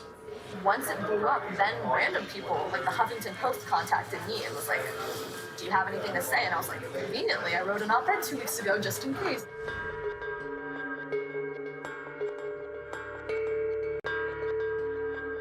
People who weren't involved in anything, like their entire newsfeed was Israel stuff, and like that was what we It's wanted. crazy, like now on university campuses, they're just outright banning some of these groups Delegitimize the other side. Delegitizing them. because of the work fucking kind of through that, propagandists like this have lens done. of taking over and like making them sound crazy at their game. The student senator who's Muslim made a Facebook status saying like Israel will fall, like Sharia law is taking over Davis, like we love Hamas, like that kind of status. So that happened. Was that what they were saying? We had been called terrorists. Yeah, it doesn't say. and told It doesn't that say we I were love Hamas, lady. sympathizers, that we You want to fucking bring liar. Sharia law to campus and things like that. Hi everyone, my name is Azka Fayaz. I'm a second-year political science major. Azka Fayaz was a committed BDS activist and claims that pro-Israel students repeatedly tried to link her to political violence.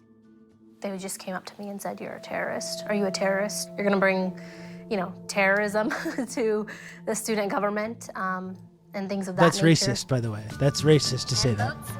I know her. It was ironic. She was directly making a joke of that. When I saw it, though, given the climate at Oh the yeah, time, Hamas and I Sharia law did have grow taken over. concerned. It's obviously fucking People who were joking. involved, they were like, "Hey, there's actually a lot of negative postings on social media. They're sharing your picture and the cover photo with your caption. It's turning really ugly." That caption was reposted and retweeted over and over and over again. Losers. I knew that something big was sort of going to happen.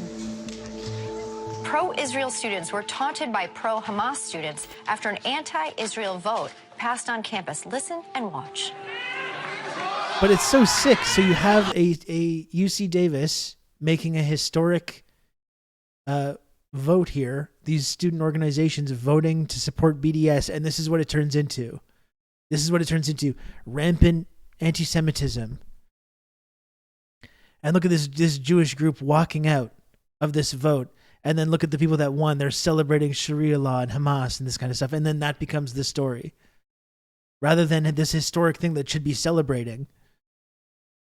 Maybe the news could talk about UC Davis, these student groups endorsing BDS and why they're doing that, and interviewing a few of the students that are involved in that, and why they criticize Israel and what that's all about. But instead it turns into this because of the really shady and nefarious tactics of these like just open propagandists. And she goes immediately from working in this student group to working for the Israeli embassy. Yeah, look for this shit to get worse. And like that's the thing, Old Dutch, it's not a bill, like it's a resolution. But it's laying the groundwork, I think, for something that could get a lot scarier. I don't want to be like too much of like a black pill or doomsayer or like jump to all these kind of conclusions, but when it like with this resolution, even if it's a non-binding resolution, making the case that criticizing Israel is hate speech, basically. It's not hard to see how that can be codified into law to, at the very least, silence people and possibly to charge, fine, lock people up.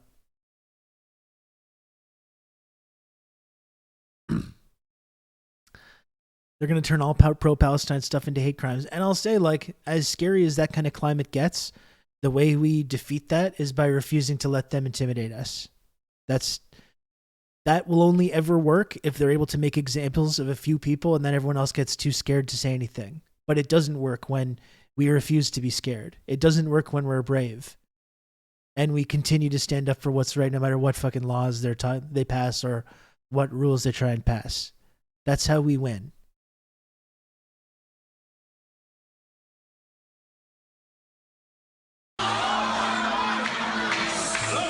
And right after the vote passed, a student senator posted this on Facebook.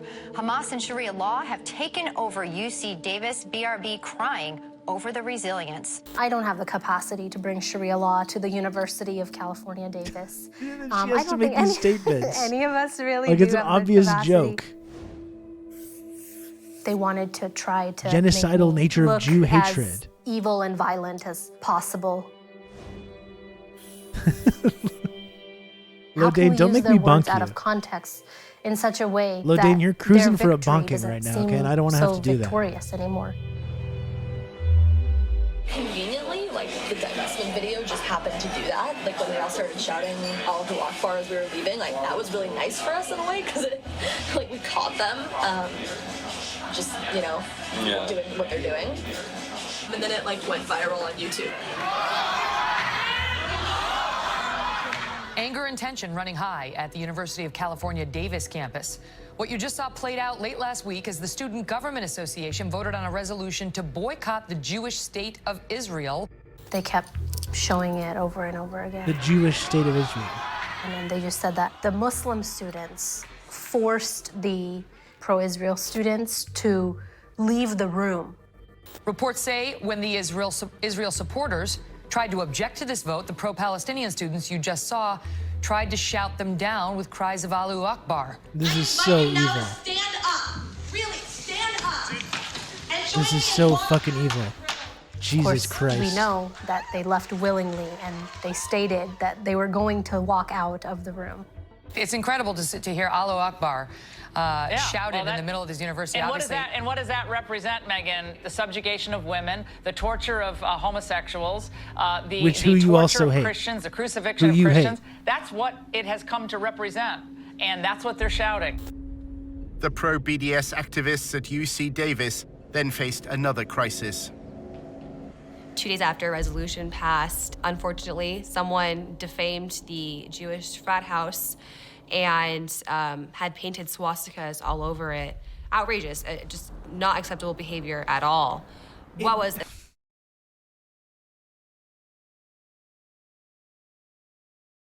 Debating what to say about this. Given everything that we know, I've talked about how we live in an anti-Semitic society. I agree with that. I think when you look at these kinds of incidents, the simplest possible explanation is that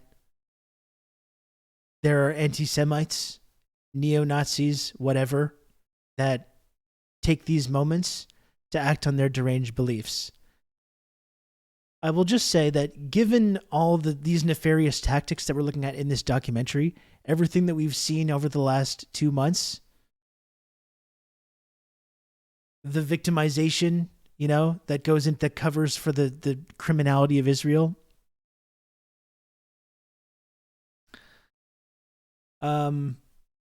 Whoever did it is a fucker that was just taking advantage of the shit, and I definitely agree with that. Like we've seen some incidents right here in Montreal. I must say, it's starting to make me kind of question sometimes, especially in these moments when these incidents happen. We've seen the kind of tactics that they use to completely delegitimize any like pro-Palestine movement or any criticism of Israel.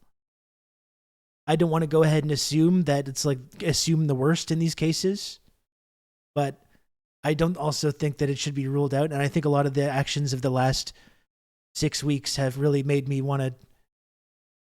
a lot more skeptical about these kinds of incidents, I will say. Yeah, and M. Howell, you're absolutely right. There's a lot of opportunistic Nazis taking advantage of eyes on brown people to do a hate crime. The two groups. I could totally agree, and I think that's the most likely solution in any of these cases. Montreal's filled with neo-Nazis. There's tons of neo-Nazis in Montreal. So I think that is the easiest, most likely explanation. But I am starting to be a lot more skeptical about these incidents, given everything that we've seen over the last 2 months, and given just the kind of like underhanded and nefarious tactics that the Israel lobby uses to destroy support for Palestinians and completely stifle criticism of Israel.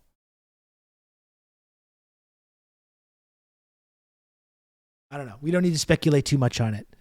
I will say it's something that I'm a lot more skeptical about than maybe I was 2 months ago, though. Upsetting to us, however, was they had the media there right away. Disturbing discovery for a UC Davis student. Jewish students found swastikas painted on their fraternity house in Davis.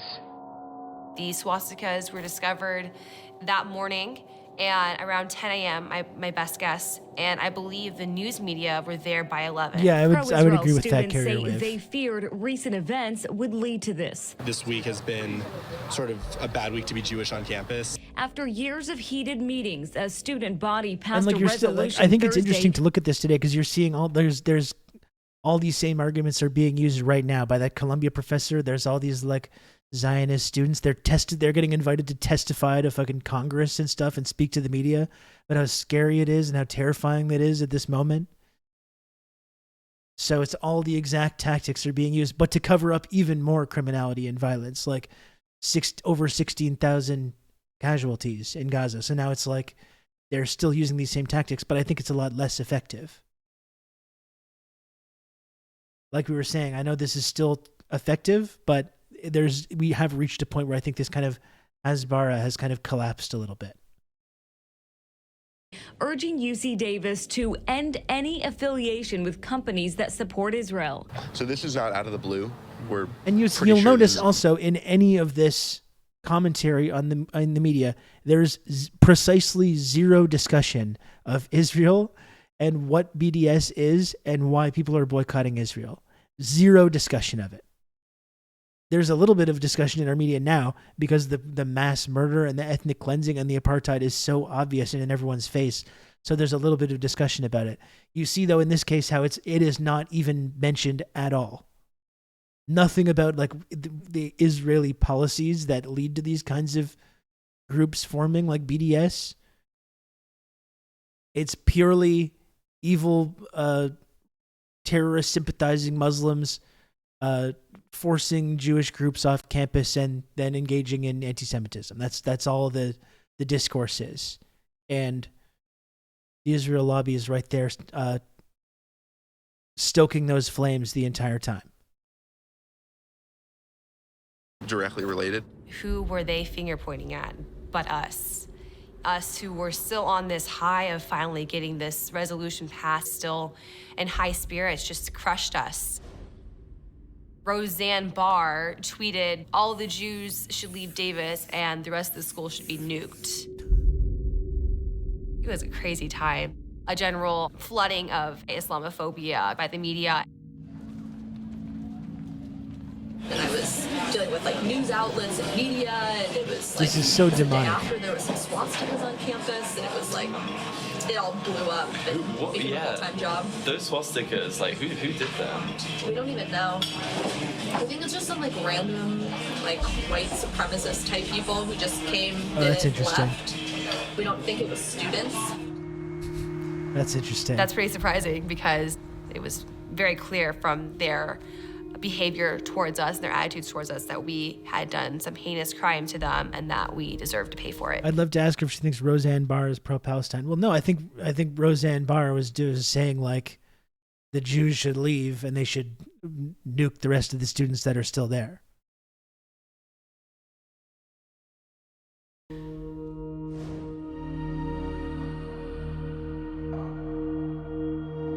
Students who were part of the divestment movement painted swastikas on the fraternity.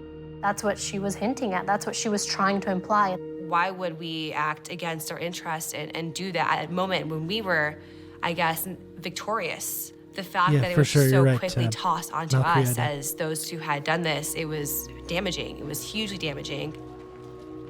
That was kind of our strategy. It's sad too. It's like after this big win, you know, they worked and organized. We tell people do things the right way, you know, organize. You don't like it, go out and organize people, vote, organize a nonviolent boycott and divestment movement. Organize student groups to like put pressure on universities to support this nonviolent movement. Like, that's working within the system exactly how we're told is supposed to work, you know? And they do it. And it's hard work to organize people. It's hard to, like, do this kind of work. So they do it. They do everything right. They organize this. They get this big vote, this big historic vote for these student groups to promote or to put pressure on the UC Davis to stop doing business with Israel. And then this is what it turns into. Then they get through these underhanded and shady tactics. It gets turned into, everyone gets smeared as being Jew-hating, anti-Semitic terrorist sympathizers, including by the most powerful media figures in the country. Like, it's so fucking unfair. And it goes against everything we understand about what our democracy is supposed to be. We're supposed to have free speech. We're supposed to be able to use these kinds of, like, freedoms in order to, like, organize in this way, if that's what we think we should do. And they do that exactly right. And this is what happens to them. A lot of it was media-based, which is like kind of my interest in media. And I would say that's like 99% of what it means to be successful.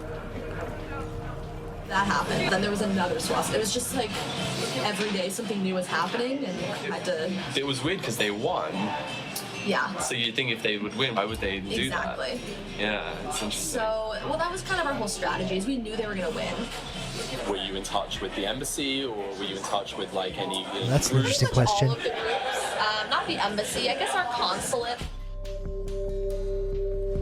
As well as the Israeli consulate in San Francisco, Julia's anti-BDS campaign had the guidance of several pro-Israel lobby groups. Stand With Us helped us a little bit in terms of actual research on the speech. They gave us some like legal research type stuff. I'm always biased and want to work with AIPAC, so they kind of helped for like moral support. Imagine matching with this person on like Bumble or something. It was more help like gaining contacts in like the media world. I guess we needed money to pay for somebody to film the speech. Like, we had a Davis Faculty for Israel group, and like they were hugely helpful to us. They would, you know, because some of them were retired lawyers, so they'd write legal documents for us. They knew the administration. They were tenured. They had pull.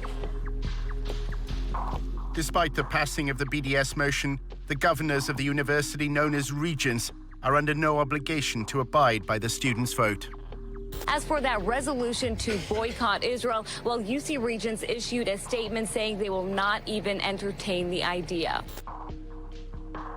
After looking back on everything, I feel a little creepy because of what happened after the vote. People that were affiliated with the group just were smeared and had to deal with these very personal crises of the world calling us terrorists and the world thinking that we were this spiteful hate group. It's pretty unequivocal how organized college they were. Students. They're being framed as being terrorists ruthless in that mainstream media. Was and how it affected us in the end. Back in Washington, our undercover reporter was attending the annual conference of the Israeli-American Council.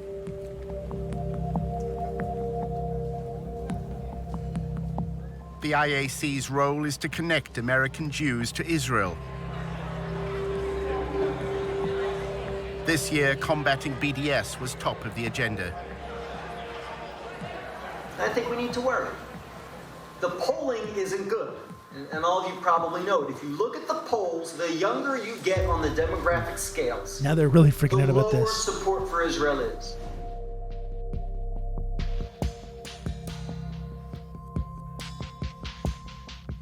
It seems to be achieving its goals, and I think it threatens future Yeah, as America. always, Lodane, it's not even in our media. It applies to our whole fake fixation on free speech to begin with. They let you say what they let you say what you like because they like what you say.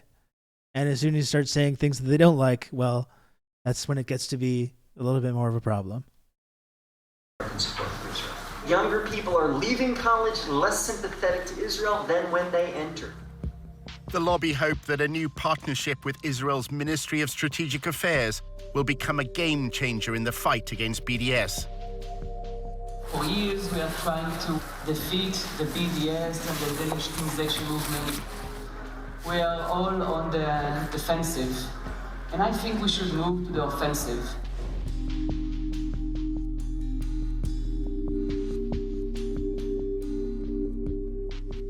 Using especially cyber and internet tools to try and defeat this ugly movement. I'm really honored to present my partners here, Brigadier General Sima Vakundil, the Director General of the Ministry of Strategic Affairs. Sima, please.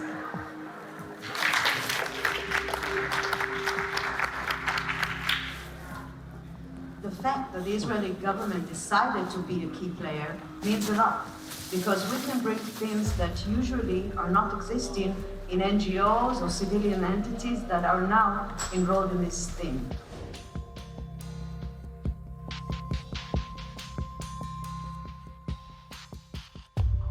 The Israeli government can look at the bigger picture and actually create this coordination and cooperation. We are the only player inside the pro-Israeli network who can actually say that he's filling the gaps. The Israeli official described to members of the lobby the first phase of the covert war. Ambiguity is part of our guidelines. That's why I'm not going to say anything too much about each one of the legs. The first one is intel, intelligence, or data, or information.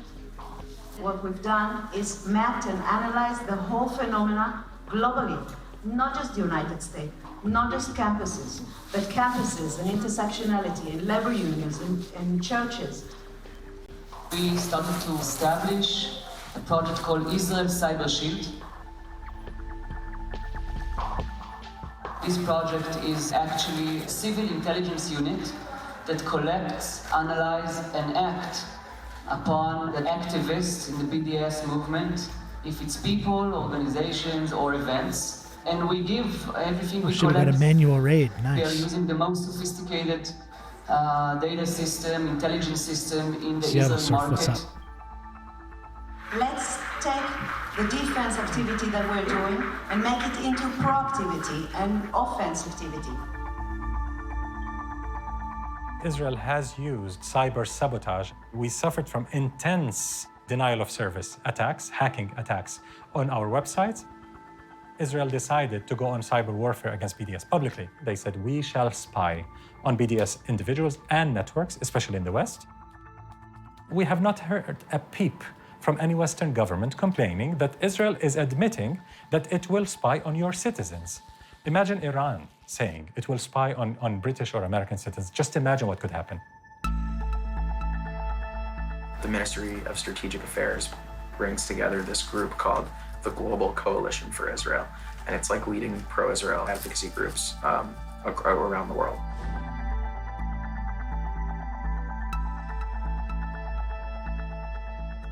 My view and the view of Israel's Ministry of Strategic Affairs, which we coordinate with sometimes, we communicate with sometimes, is like Europe is lost and it's basically over. And like they're turning a lot of attention now to the US because they feel we're on your path. Can I join these? I'd love to. I don't know if you'd let me. Why is it Pretty over sensitive exactly? conversation, but it's going well. If China was doing this, if Iran was doing it, if Russia was doing it, there would be Europe has uproar. lost its You would fascist have shit, it's true. Congress going after them. You would have hearings. You would have prosecutions. The question is, how does Israel get away with this? It's modeled on General Stanley McChrystal's How is Europe counterinsurgency lost? strategy It's a in good Iraq. question. We've I'd like to copied hear a lot some from answers on that. strategy that has been working really well for us, actually. And one of the pieces is this operations and intelligence brief. We're using social media intelligence, a tool called Radian 6. We're phasing that out over the next year, and we're bringing on more sophisticated technology that was developed in Israel. An American should not be spied on by a foreign government that is able to access all this information and possibly undermine their ability to exercise their democratic rights in this country. So we're not dealing with amateurs. This is not an amateur work. We're dealing with a government that have a ministry at a ministerial level engaged in the systematic targeting of activists outside of its sovereign borders. Why is Europe lost? No, I think like what PM Trio is saying. Yeah, it's like not white enough, let in too many Muslims with immigration. Like it's fully it's fully that like white genocide, white replacement theory thing. That's my understanding of what that suggestion is.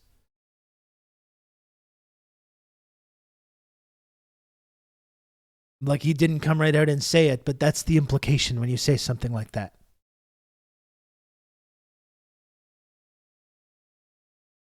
Europe is being like, mongrelized by these lesser races being coming across and infiltrating. Too many immigrants that don't share their values. Yeah. Exactly.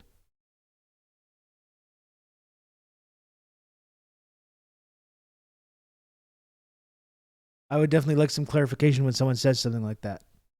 Why are they leaving their own countries? Is a great question as well. No, I think the implication, the Mayo side was the implication there, though, Dane.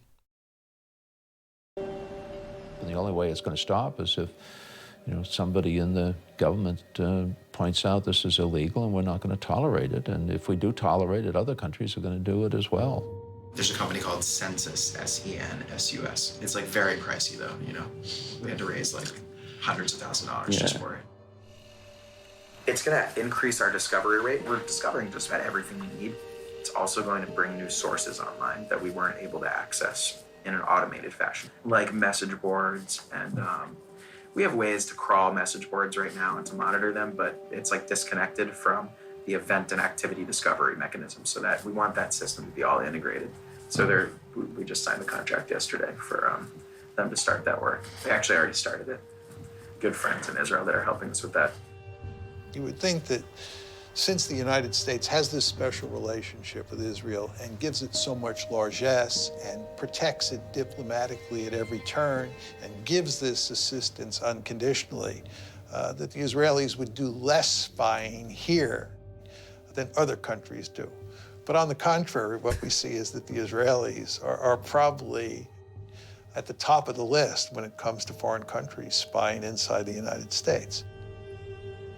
Our investigation into Israel's covert war against BDS led Tony back to Julia Rifkind. She's American, and her full-time job at the Israeli embassy is monitoring BDS. She summed up a typical day at the office.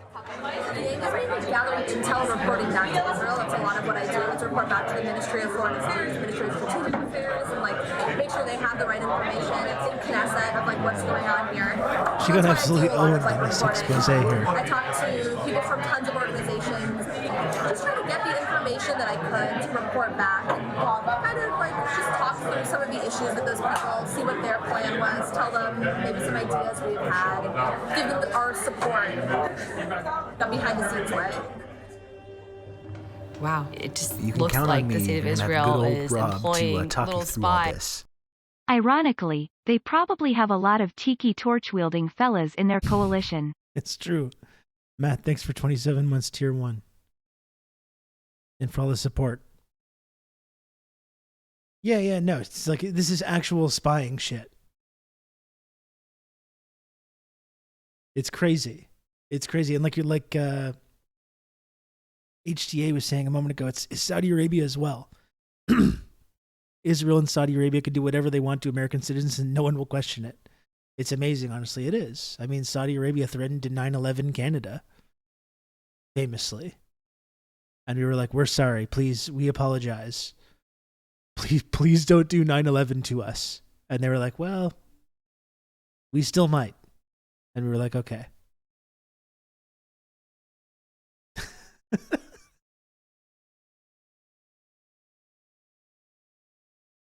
I'm going to move on before the chat gets me canceled yet again. And you can't take a breath without Israel hearing about it. Julia spoke about her former days as a student. While at UC Davis, she was also an activist with AIPAC. The training she received from the most powerful arm of the pro-Israel lobby left its mark. I can immediately tell when meeting with somebody where they were trying to be. Like the way that I talk about stuff, like obviously I'm an AIPAC training camp. I can't activist the way they call it. So I can tell when somebody's on stand with us, or David Project, or ICC, or Hasbara, Canberra, ZOA. Like, I kind of tell. So many different. She's been trained really well. She organizations. Follows the commands that she has been given by these Israeli organizations, and she follows it really well. I pretty much, all of my friends work at APAC, all of them. So whenever we have events at the embassy, and there's like, oh, we should invite APAC people, it's like a joke that like, obviously I'm gonna be the one to like write all the emails down. So whatever, they're like, we have to submit. Imagine wanting to work for APAC and having Mine's friends like at 15 fucking names, like APAC. 14 of them are APAC. APAC encourages the students it trains to conceal any affiliation. When you're lobbying on behalf of APAC, you don't say APAC. You say I'm a pro-Israel student from UC Davis. And when How you is meet that with legal? students on campus, I would never say like When you're not APAC divulging campus. these, Say, my how name's is that Julia, I'm legal? a pro-Israel student. Like, you don't need the title, you don't need the organization. You do APAC's need the title. involvement in student council elections is That's also lying. kept secret. That's lying by omission. Students who are more interested in like lobbying. We had like campaigns and stuff like that. We dealt with. She got absolutely elections. owned. She thought she was going on a date with this guy probably, and got absolutely They actually were found revealed to all have her put secrets after cameras in the 2 rooms glasses of where there were Chardonnay. meetings going on. I liked meeting outside where there are no rooms and there are no possible cameras under the chairs or wherever they may have put them. I hope they cut her loose after this. I'd be interested to know what she's up to right now. My fake Facebook that I follow like all the SJP accounts.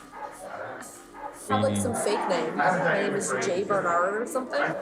So it just sounds like an old white guy, which is the plan. I like joined all these groups. A lot of people haven't added me. I mainly just wanted to see on the newsfeed like what kind of articles they were sharing, just to kind of see like what their internal dialogue was. Every single event that I This put is on, insane. you would have And you know, in all these your pro-Israel groups coming out. all your pro-Palestine groups certainly have people in them. Not to make anyone too paranoid here. Maybe they're even in this chat right now. Oh my. Before our guests even got there with their cameras videotaping. Julia has no contact with her handlers in Israel. She writes her intelligence Not briefs Dr. Asim, he's cool. and awaits their instructions. I'm not APAC, I I write a promise. report that I give to my boss, who translates it. 'Cause it's really weird. We don't like talk to them on the phone or like email or whatever. There's like Pixeltonic, you're busted. server that's like really secure that I don't have access to because I'm an American. You have to have like clearance to access the server. It's called cables. It's not even necessarily in Hebrew. It's like literally cables. I've seen it. It looks really bizarre. So I write reports that my boss translates into the cables and sends them, and then they'll send something back, and then he'll translate it and tell me what I need to do. If she believes it's spying on activists to suppress a free speech movement, then, you know, peace be to her. And I hope she feels good sleeping at night being on that side of things. We're a group of student activists advocating for Palestinian human rights. And to think that we're so upsetting and threatening to a state is pretty awe-striking to me. Creepy, but also, I guess, makes me more proud of the work I did. It's nice kind of seeing what they're talking about. What do they say? They don't talk about like our side at all, which is disappointing. So it'd be like nice to do the drama, but it's mainly them sharing their like videos, their like AJ Plus videos on Al Jazeera. What do you think about Al Jazeera? It sucks because they have a lot of interesting like liberal videos, which I'm like, wow, like that's amazing to hear about that human rights issue, and about that like sexism situation or whatever, and they'll show like Smile, lady. Israel is a perfect state. Or the newest correspondent. Like, not anymore. So that's what's annoying is that it gets tied to all those causes. It's hard to be liberal.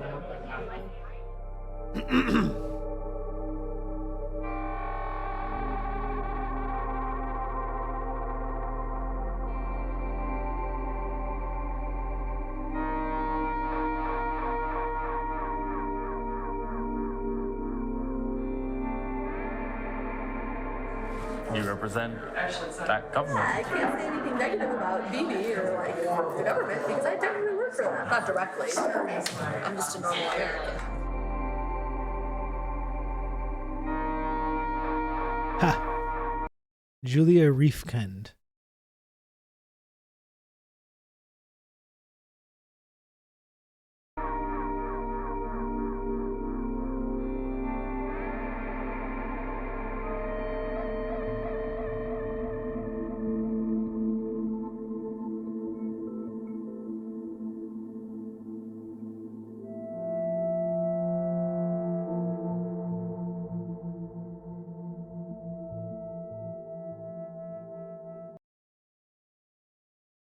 She doesn't seem to have a Twitter, because all I see when I search for Julia Riefkind are just like these clips that have been shared on Twitter repeatedly.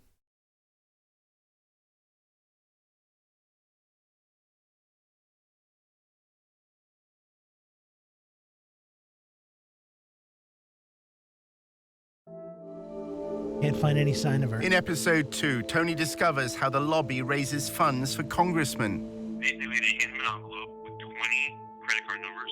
For all the legal reasons, it's just people pool their money. Handing over This is some guy, Rob Russo, some leftist based in Canada. I was turned on to this sick individual, and I found this. And she's a spy. Zotz, hello. Hello, Zotz. Thank you for the raid. Welcome. Welcome in. How's it going? We got Freems as well. Hell yeah. We're just watching this movie on the Israel lobby. Yeah, fucking terrible spy. She ended up in a documentary. Like I was saying, she had 2 glasses of Chardonnay at a restaurant with some guy, and she's like, here's all my spy stuff. You know? Here's all my spy stuff. You got to be better than that if you're spying. You got to be better. Strongest Mossad spy.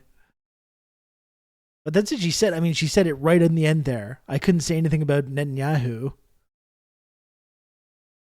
I work for the government, just not directly.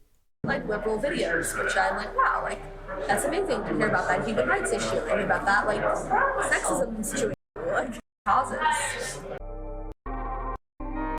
Yeah, I can't say anything negative about Bibi or like the government because I technically work for them, not directly. Oh, not directly. There's 1 degree of separation.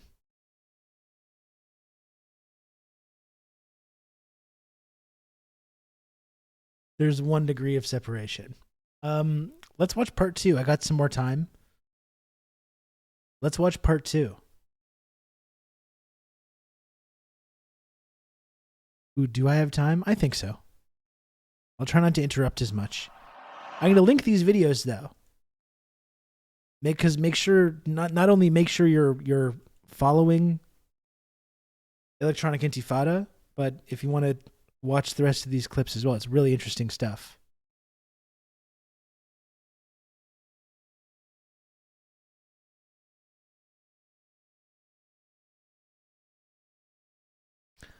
But I come for the interruptions. Well, you know, I'll interrupt a little bit.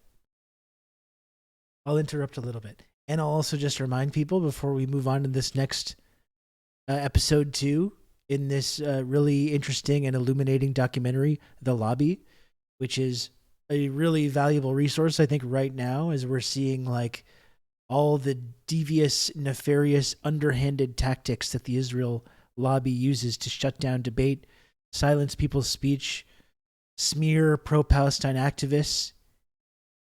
I mean, we're all seeing that in real time right now. But unfortunately, unfortunately for them, they've completely lost control of the entire narrative. Because everyone can see just the rampant criminality of Israel. Just it's on full display for the entire world. So all these little tricks that they're used to using to get their way are not really landing with the same forcefulness as maybe it once did. If you do enjoy this program, though, TRRS, the show that you're watching right now, and you enjoy being part of this community, and you like the work and the commentary and the analysis that I do here on twitch.tv/RobRusso, please subscribe if you can. If you can, help me make the line go up. Help me make the little number go up. I must make the little number go up every single day that I do this. It's my blessing and my curse. It's the only way I'm able to continue doing this program each and every day is through the generosity of the community who allow me to do this show, which I appreciate a lot. But if you do enjoy being part of the community, you enjoy the show, please subscribe if you can. Help me make the line go up. Help me keep this show on the air. Help me help you, chat. Excuse me. I'm trying to help you right now. I'm trying to help you. I'm giving you a place where you can have a community You can be free from the nonstop barrage of propaganda. You can be with You can count on like-minded me. You're gonna individuals. have good old Rob to talk you through all this. I'm trying to help you. Help me help you.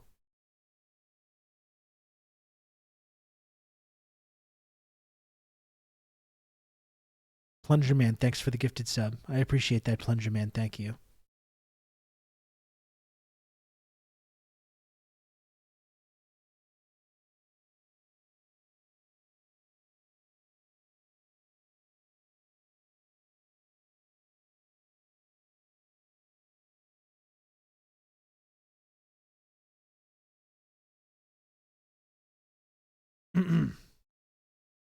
Chat.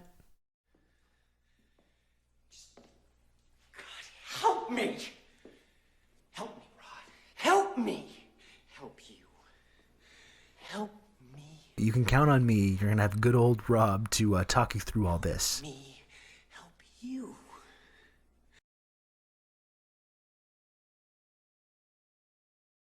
Plunger Man, thanks for another gifted sub. I appreciate that. I haven't seen Jerry Maguire in a long time. Is it held up? It's a fun performance from Cruz. I haven't seen it in a really long time.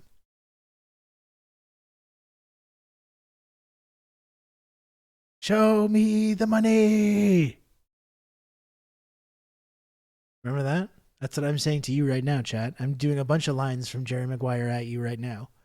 I'm not reading Wikipedia at you or passing off some novelist's or documentary's work as my own. I'm quoting lines from Jerry Maguire at Rob you. to talk you through all this. Stop, Rob. You had us said hello. Thank you, Blursid. And thank you, Diego, as well, for the gifted sub. I appreciate that, Diego. Thank you. You complete me.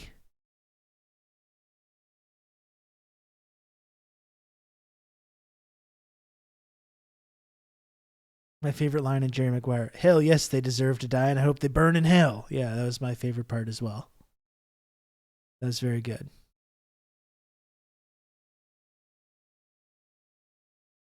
You know, it was Cameron Crowe. Cameron Crowe in the late 90s, early 2000s was kind of cooking, you know? He was. Okay, let's continue to the next episode, and we'll try to make up the rest of the number. 25 subs to go. Should be no problem. I'm going to throw on episode 2 of The Lobby. Try to make it through that, and we'll try to finish off strong. Previously on The Lobby USA, spying on American students, a worker at the Israeli embassy describes her remit to our undercover reporter. She got absolutely owned in this. Her whole career went up in smoke because of this. It's part of a covert campaign to influence America's youth. We have 3 different sub-campaigns. Look at the calls from Jonathan Greenblatt at the ADL, though. They're freaking out now. They've lost the entire next generation. Wow, all the work that they did to try and bring the younger generation on board, it's gone. Spies. Gone forever. Whole generation's lost forever. Sorry. Pro-Israel You lobby lose. influences Congress. You lose. And as our undercover reporter gains greater trust, he is offered an extraordinary assignment. Good day, sir. That's my favorite way to sign off on an argument. Using an undercover reporter, Al Jazeera's investigative unit infiltrates one of the most powerful lobbies in the world. Getting $38 billion in security aid to Israel matters, which is what AIPAC just did. We examine how the lobby, led by AIPAC, the American Israel Public Affairs Committee, has secured unwavering support in Congress.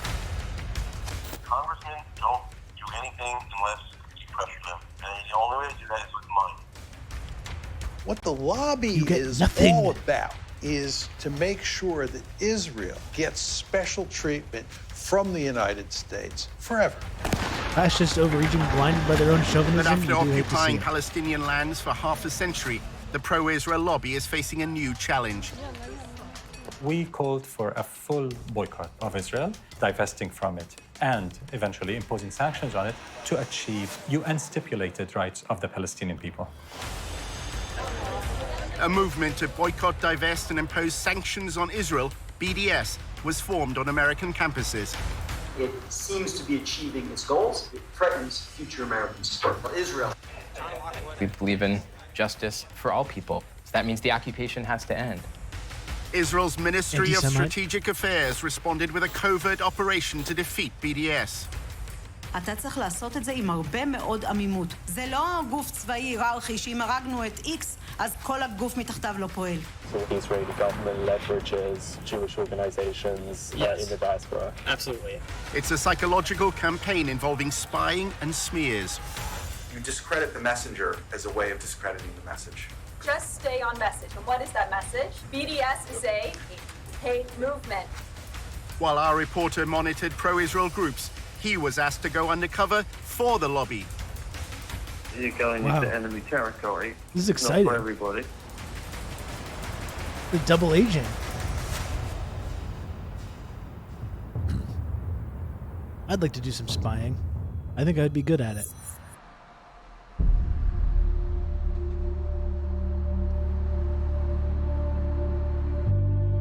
In Washington, Tony often socialized with younger members of the pro-Israel lobby.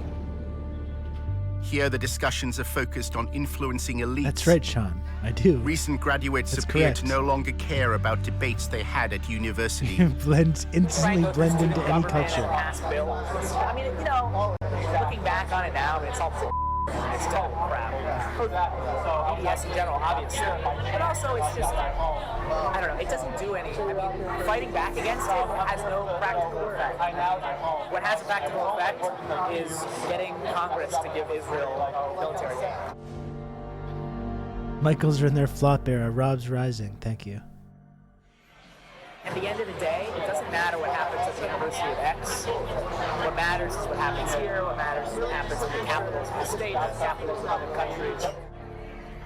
The pro-Israel lobby is keen to co-opt elites beyond America.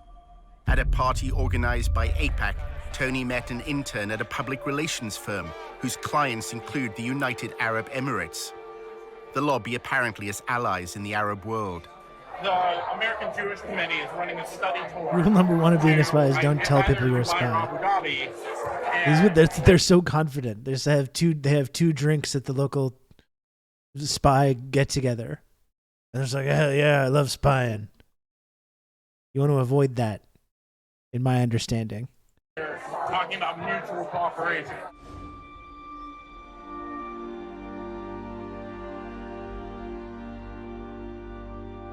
What are the ties like between the UAE and Israel? They're getting so much better. Nobody knows. The governments have to coordinate on security. It's all under the table. They're on trade, security, tech, medicine. There's a lot of cooperation. Seriously, HDA. Basically, where I see it Awful standing party. right now is the GCC has all this under the table cooperation with Israel, and it's getting to the point where it's getting to the surface. Does the UAE have a stake in BDS? They do run all the time the argument of Palestinian suffering and occupation. They do kind of toe that line, but that's because they have to save face in the Arab League. They're literally just trying to cover their bases. Are they actually helping out BDS in any way? They benefit from Israeli tech, so they're not going to boycott them. Why would they? The UFC, this is some Tony's boss at the Israel Qatari, Project used to work at UAE AIPAC, where debate about Israel's actions subtweeting or going on Palestinian here. rights were rarely prominent. Does the war of ideas matter? I don't know. I know that like getting $38 billion in security aid to Israel matters, which is what AIPAC just did. It's what I'm proud to be have been a part of for so long. Was a director. My job was basically to convince students that participating in the war of ideas on campus is actually a distraction. You can hold up signs and have rallies on campus, but the Congress gets $3.1 billion a year for Israel. Everything AIPAC does is focused on influencing Congress. Congress is where you have leverage, so you can't influence the President of the United States directly, but the Congress can. AIPAC is very interested in making sure that every representative and every senator toes the line on Israel. And it is highly effective in that regard. That's why it's considered to be synonymous in many people's heads. Hey, I just met you, and I'm not lying. Here's my number. Tell me about your spying. With the lobby.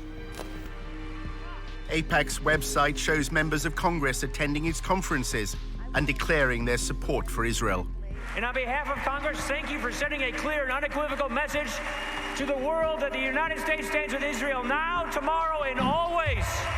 I reject the BDS movement, whether it be on campuses in France and London Menendez. or right here in the United States of America. This guy just loves taking money from foreign in governments. the American political system, you need lots of money. It does What look like I was AIPAC noticing does that. is it The AIPAC logo, like it looks fascist. make sure that money is funneled your way if you're seen as pro-Israel, and it'll go to significant lengths to make sure that you stay in office if you continue to be staunchly pro-Israel. May God bless Israel. May God bless the United States of America. May God bless you all. Thank you This so is much. bipartisan. Totally bipartisan. Wonderful. They have questionnaires. Anybody running for Congress is expected to fill out a questionnaire. And they evaluate the depth of your commitment to Israel on the basis of that questionnaire. Then you have an interview with local people. If you get AIPAC support, then more often than not, you're going to win. Jim Moran is a Democrat who represented a congressional district in Northern Virginia. Orbes Cheval. You realize it's not just Orbe the money, Cheval. it's the number of concerned activists. Fascist organizations They'll will send out usually brand themselves postcards, that way for they'll some make reason. They phone just can't help calls, it. They'll organize. They can't help but do the And that's we the the baddies democratic thing. process. They understand the democratic process. We made sure that there were people in every single congressional district. And then you'd call them up and say, I'm calling from AIPAC in Washington. I did these calls. We hear that you're good friends with Congressman so-and-so. Oh my God, yes. We've been friends since elementary school. Well, what does he think about Israel? I never talked to him about Israel. Well, can I come down and talk to you and help you figure out a way to talk to him about Israel? No, just tell me. What should I say? I don't have to, I'll just tell him. Our undercover reporter wanted to learn more about how funding is secured for congressmen. Speaking of the devil. David Oakes, a prominent pro-Israel advocate, invited Tony to a fundraising event. Oakes later called him to discuss the details. Is it just a social event? No, hold on. I'm going to email you a list of the people that this group supports. This is the biggest ad hoc political group and definitely the wealthiest in D.C. Hold on. Mark Kirk, the senator from Illinois. Ted Deutsch from Florida. Barbara Comstock, she's the congressman from Virginia. Richard Byrd from Carolina. All the stars are here. She's fantastic. She's in the Arms Committee. They'll walk in the room and they'll say everything here is off the record. And then they'll say, here's a little bit about me, and then people will ask very specific questions. The fundraiser was being held in a wealthy suburb of Washington. The AIPAC group, it makes a difference. It really, really does. It's the best bang for your buck, and the networking is phenomenal. Congressmen and senators don't do anything unless you pressure them. They kick the can down the road unless you pressure them. And the only way to do that is with money. Right now, our current contribution limit from any person to a candidate is $2,700. Now, that's a lot of money, you know, and that can certainly buy some gratitude with the lawmaker.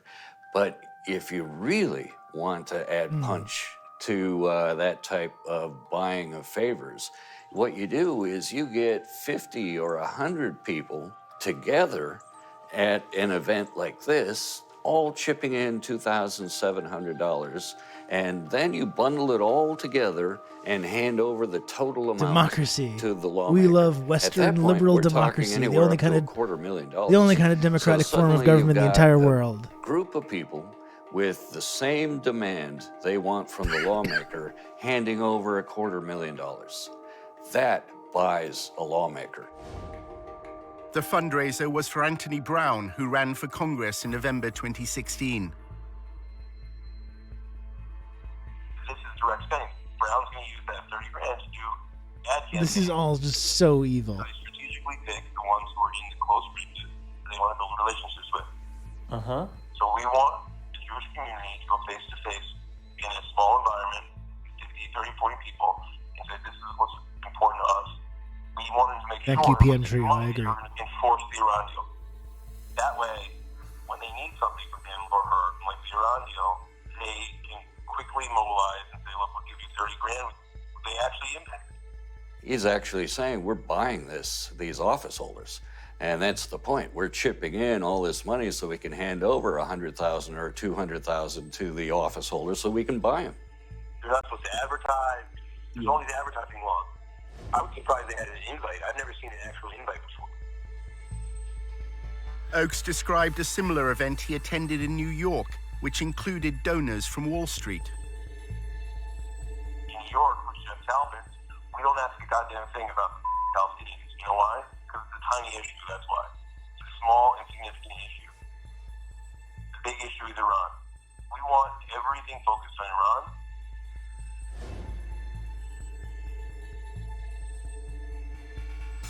What happens is Jeff meets with the congressman in the back room, tells them exactly what his goals are. And by the way, Jeff Talbot is worth $250 million. Basically, they hand him an envelope with 20 credit cards and say, you can swipe each of these credit cards for $1,000 each. There is a disclosure law that is designed to highlight whether there may be potential money laundering going on in events like this.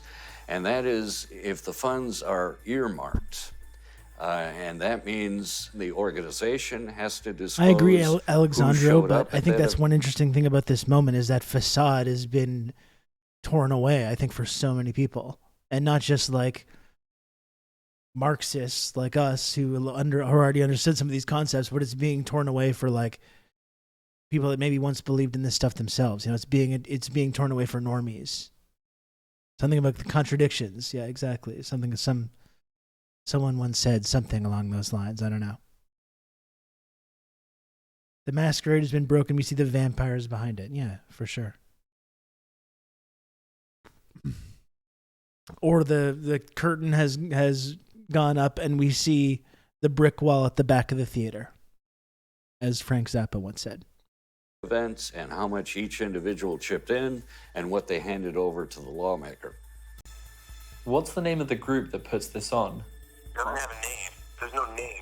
You can be my spy. You get a license to chill. Okay, nice. That sounds good. Thank you, Ace. You can contact me and we can sort out the details of that. Political group. For all the you can count on me. You're gonna have a good old Rob to talk you through all this. Plunger Man, thank you for another gifted sub to Orb A Cheval. I really appreciate that, Plunger Man. Thank you. What this specific group is doing to try to avoid that disclosure requirement, it isn't taking money and then putting it in its own account and then handing it over to the office holder. It's just collecting credit card information and then turning that over directly to the candidate. Therefore, it's not violating the earmarking law, and they're not reporting this. All we would see on the campaign finance This is so evil. Are the individuals who contributed.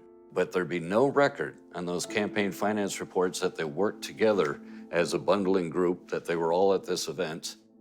All we'd know is person A gave $2,700, person B gave $2,700, and we'd have no idea they're working in tandem with each other. The one in New York is 10 grand over 2 cycles. It's a minimum commitment. Some people give a lot more than that. Whatever your commitment is. So like if you give 5,000, Jeff will ensure that I don't go over the 2,600. You know what I'm saying? If one is at a meeting Maybe, where Pantrio, I don't person know. A wants to give 5,000, another person has only $100 to give, and that person gave $2,500 to the other person at that meeting as a gift, and they both therefore gave a total of 5,000, 5,100, would that be illegal? That would be illegal. That would be laundering of campaign Greatest contributions. democracy in the world, The folks. limit applies The to shining the beacon individual. on the hill. And so each individual is subject to that $2,700 limit. And if any individual goes over that limit, they are violating the contribution limit. They cannot legally do that by laundering money through other individuals. If you give 5,000, Jeff will ensure that I don't go over the 2,600. You know what I'm saying?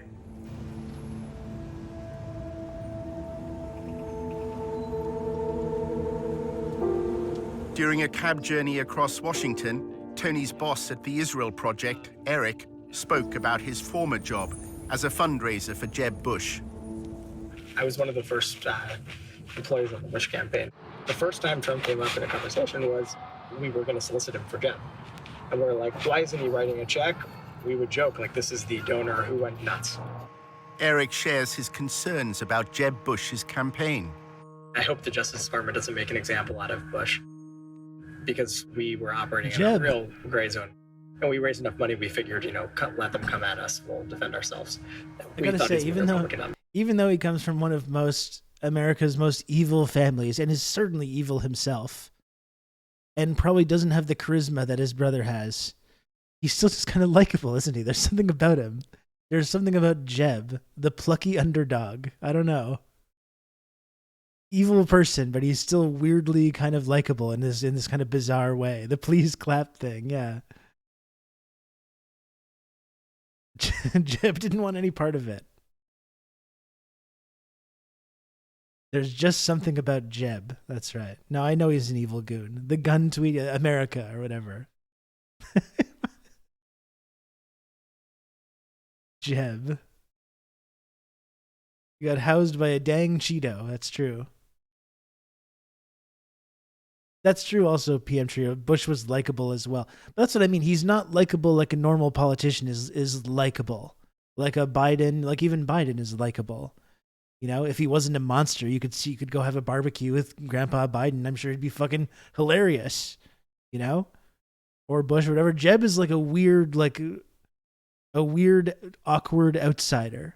I think that's what's interesting, what's kind of fascinating about him. Anyway, I'm not doing any Jeb rehab things right now. I'm not doing that. I just remember the please clap, the Jeb meme where he's going like this, the hoodie picture. Come on. Jeb's kind of an enjoyable figure.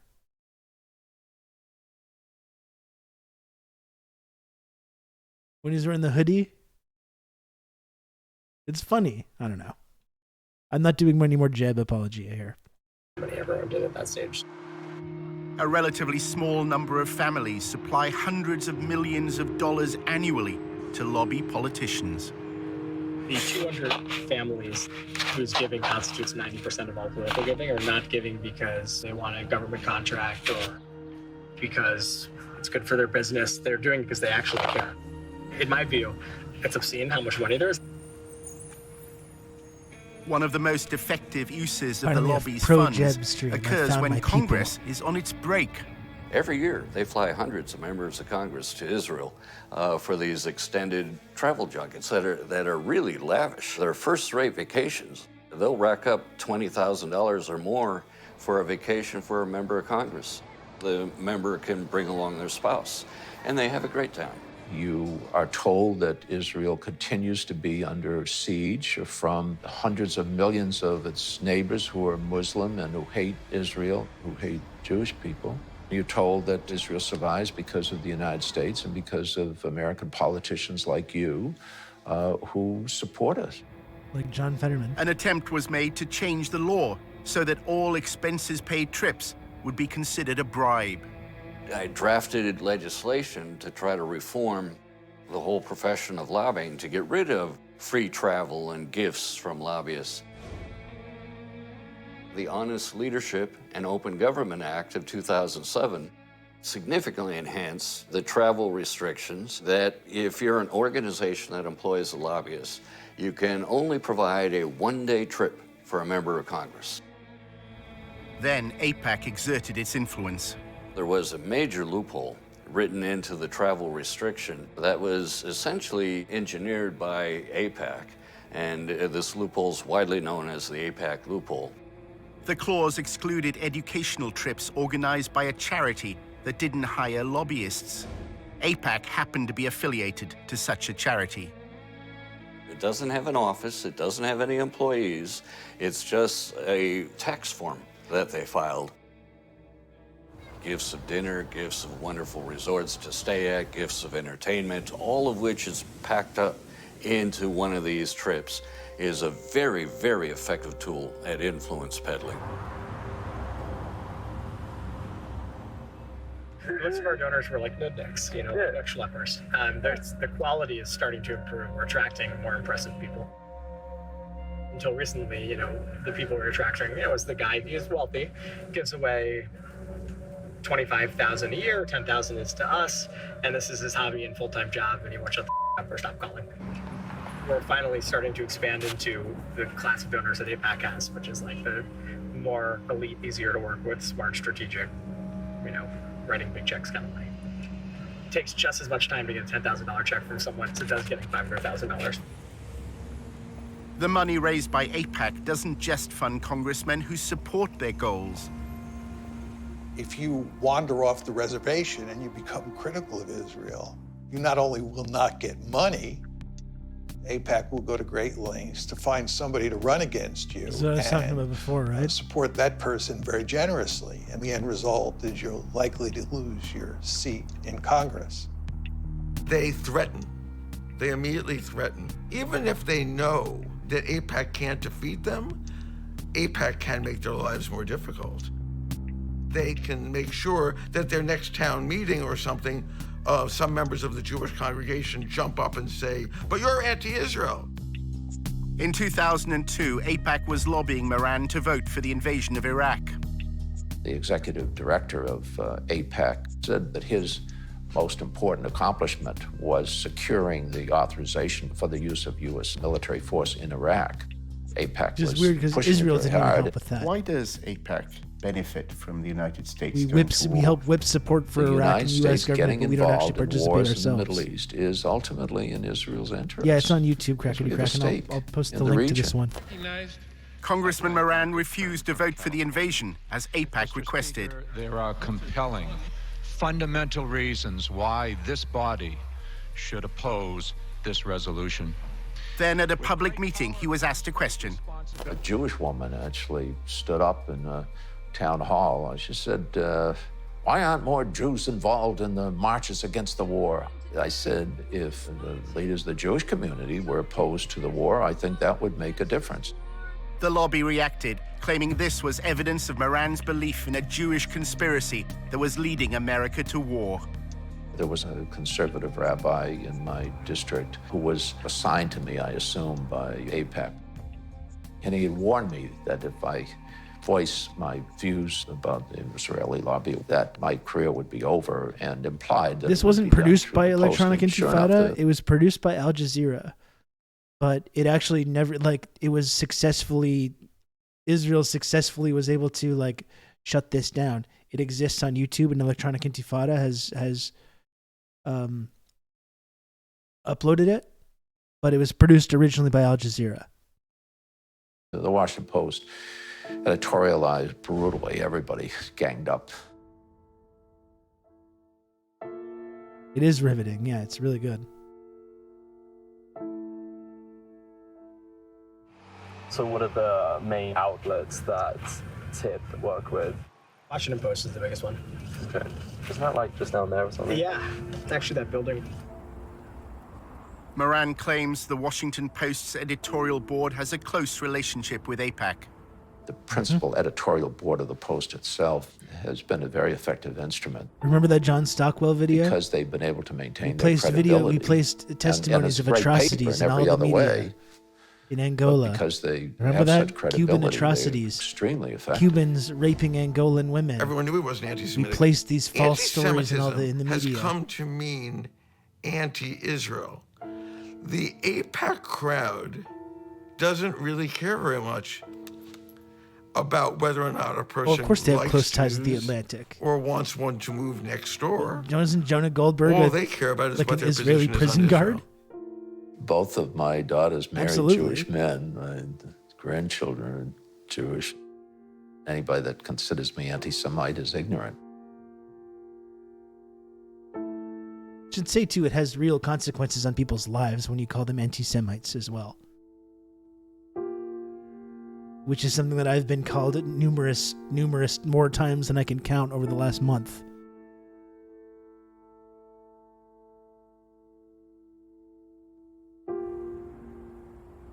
In part 2, a battle over the definition of anti-Semitism on America's campuses. There are those Look who where we're at now. claim, oh yeah, we're trying to stop anti-Semitism, but what they're actually trying to do is stop advocacy for Palestinian human rights.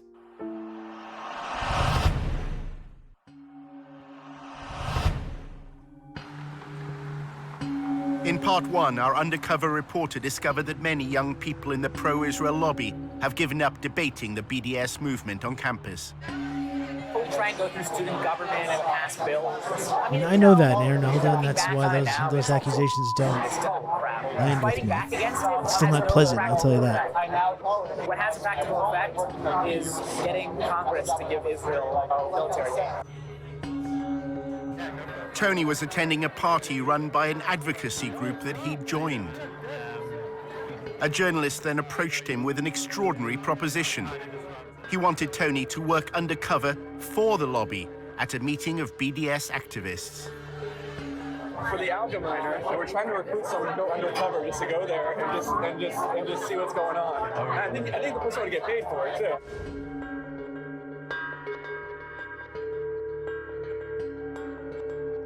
Someone's gonna sign up, do that profile, just kind of like see what's going on. Higher up, they should be email today. Like, you know anyone who could do this? We just want you to go undercover, and all these groups that have direct connection to the Israeli government or some kind of measly degree of separation, plausible deniability a journalist situation. from the Allgemeiner contacted Tony.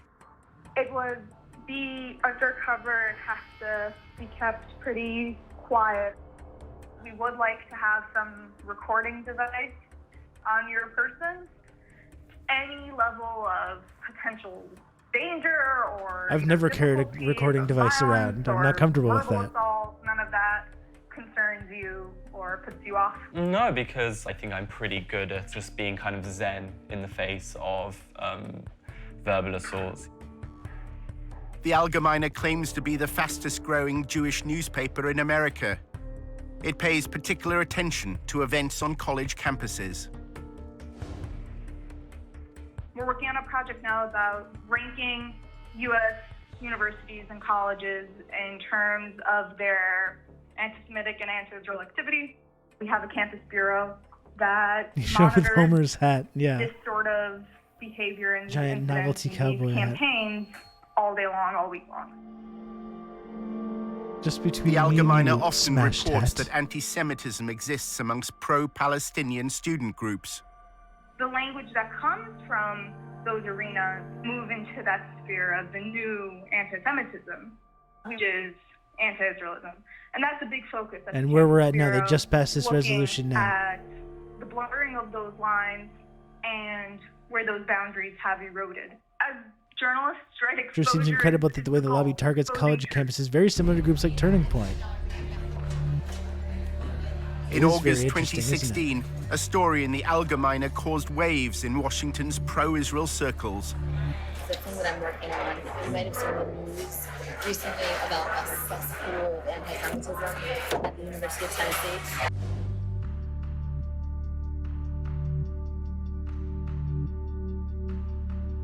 So the expose was on these anti-Semitic tweets. They uncovered 14 current students, 5 recent graduates at the University of Tennessee that had tweeted all of these horribly anti-Semitic things.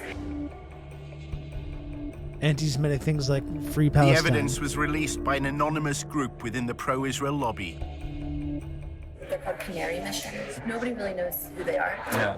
They expose anti-Semitism, anti-Israelism, and anti-Americanism in the U.S., like on college campuses. They study it and then release these expose reports, but they're secretive. They don't reveal who they are.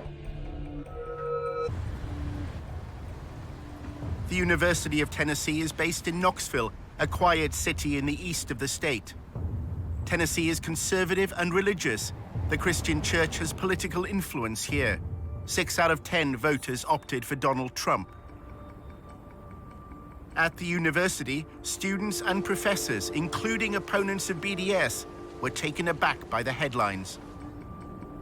It said that there was rampant anti-Semitism at the University of Tennessee. This was quite a shock. It was very surreal and strange. I didn't see anything happening on the ground. It all seemed to be internet-based.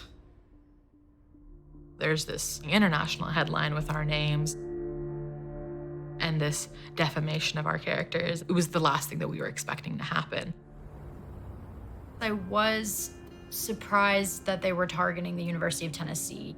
I mean, there's just not a whole lot going on in Knoxville. It just seems such a benign target. Several tweets were clear-cut examples of anti-Semitism. Some failed to distinguish between Jewish people and the State of Israel. Others made vile references to the horrors of the Holocaust. There were definitely some very anti-Semitic things said, but it seemed to be by a limited number of students. Those tweets are horrible, and that should not be supported by anybody. One of the students, there were tweets from when they were 14, 15, and 16 years old. People do and say stupid things. Students who were campaigning for Palestinian equal rights were immediately suspicious, believing the Allgemeine had another motive in running the headline. The way that I saw that article was that Something to going on at discredit some of UNLV the work right that we now? were doing, they threw in these people who are a part of the Muslim community or a part of the Arab community around Knoxville, and things that they had said, things that they had done. They were very old, a lot of times before people had gotten to college. I think this is just old stuff that's being dug up for lack of any other material. I was really horrified that you had essentially this blacklist of students. The list included Summer Awad, a Palestinian American. She was accused of supporting terrorism after sharing a Facebook post. In that image, I mean, all it is showing different tools of Palestinian resistance. One of them's BDS, one of them's stones, and the one that they circled happens to be the knife. They obviously have... I mean, that's the amazing thing. It's like, oh, it's a picture of a Palestinian with a knife. It's like Israel has warplanes. They got bombs and tanks. It's weird how it's like you can celebrate that and you can be okay with that.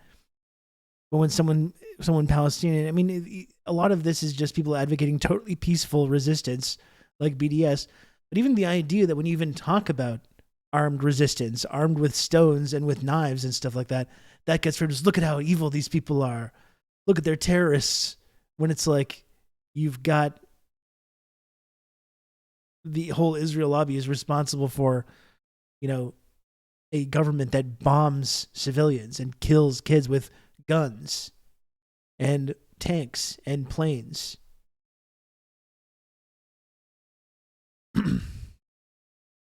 much bigger weapons than the Palestinians can even imagine having. Yeah, there we go. But they're just able to frame this image of violence and to frame this image of defending themselves.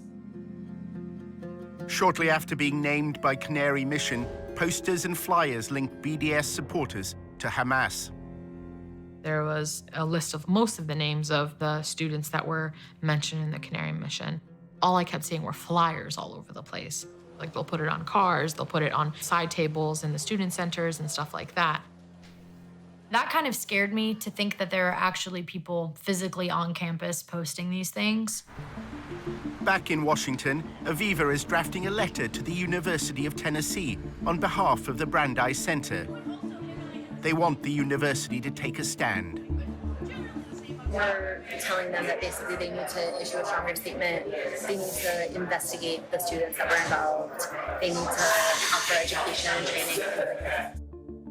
In addition to drawing attention to those responsible for anti-Semitic tweets, their orchestrated release served another purpose.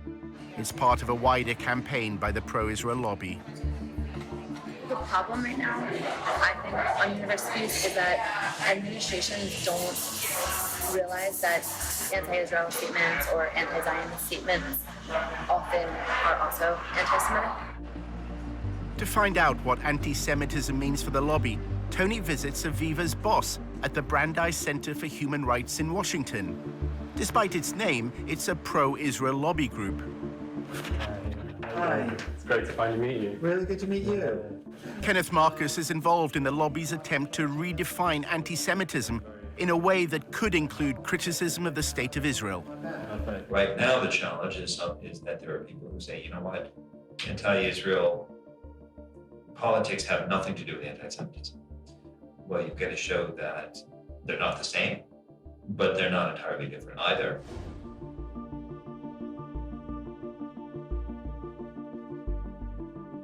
The goal is to have the federal government to establish a definition of anti-Semitism that is parallel to the State Department definition.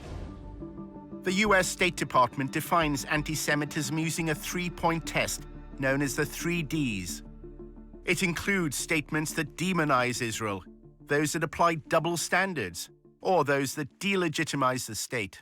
There have been attempts by some to try to define anti-Semitism in such a way that conflates actual anti-Semitism with completely legitimate criticism of Israel or Israeli government policies.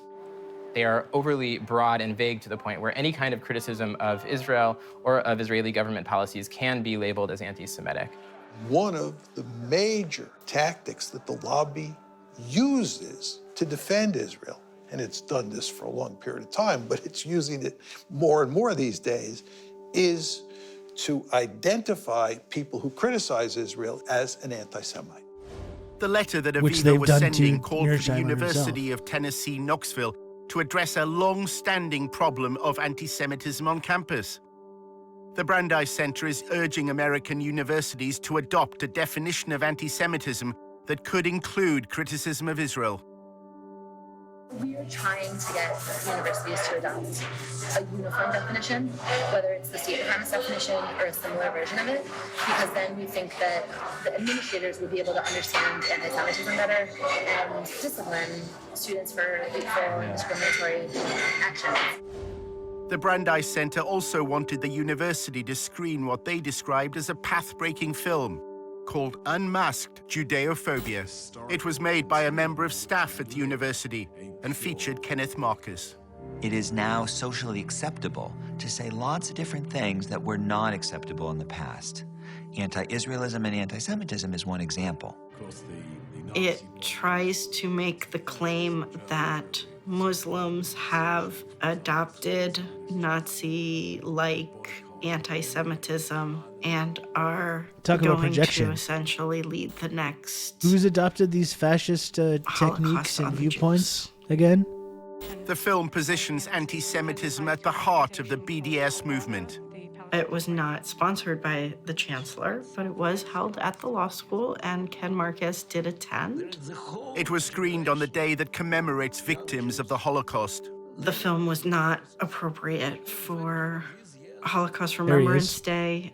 As a scholar of the Holocaust and anti-Semitism, I would just say the film's conclusions didn't meet scholarly standards. The absolute boy. Exactly why Washington's pro-Israel lobby is concerned by events in Tennessee is at first hard to understand, until one considers the growth of evangelical Christianity in the southern states. See what these evangelicals Tennessee believe is about Jewish a people. Bible Belt state, and Sure that's the all capital above of Tennessee board? is known as the buckle of the Bible Belt. And that good old Southern Christian culture is very strong here, and a big part of that has now become this rhetoric of Christian Zionism.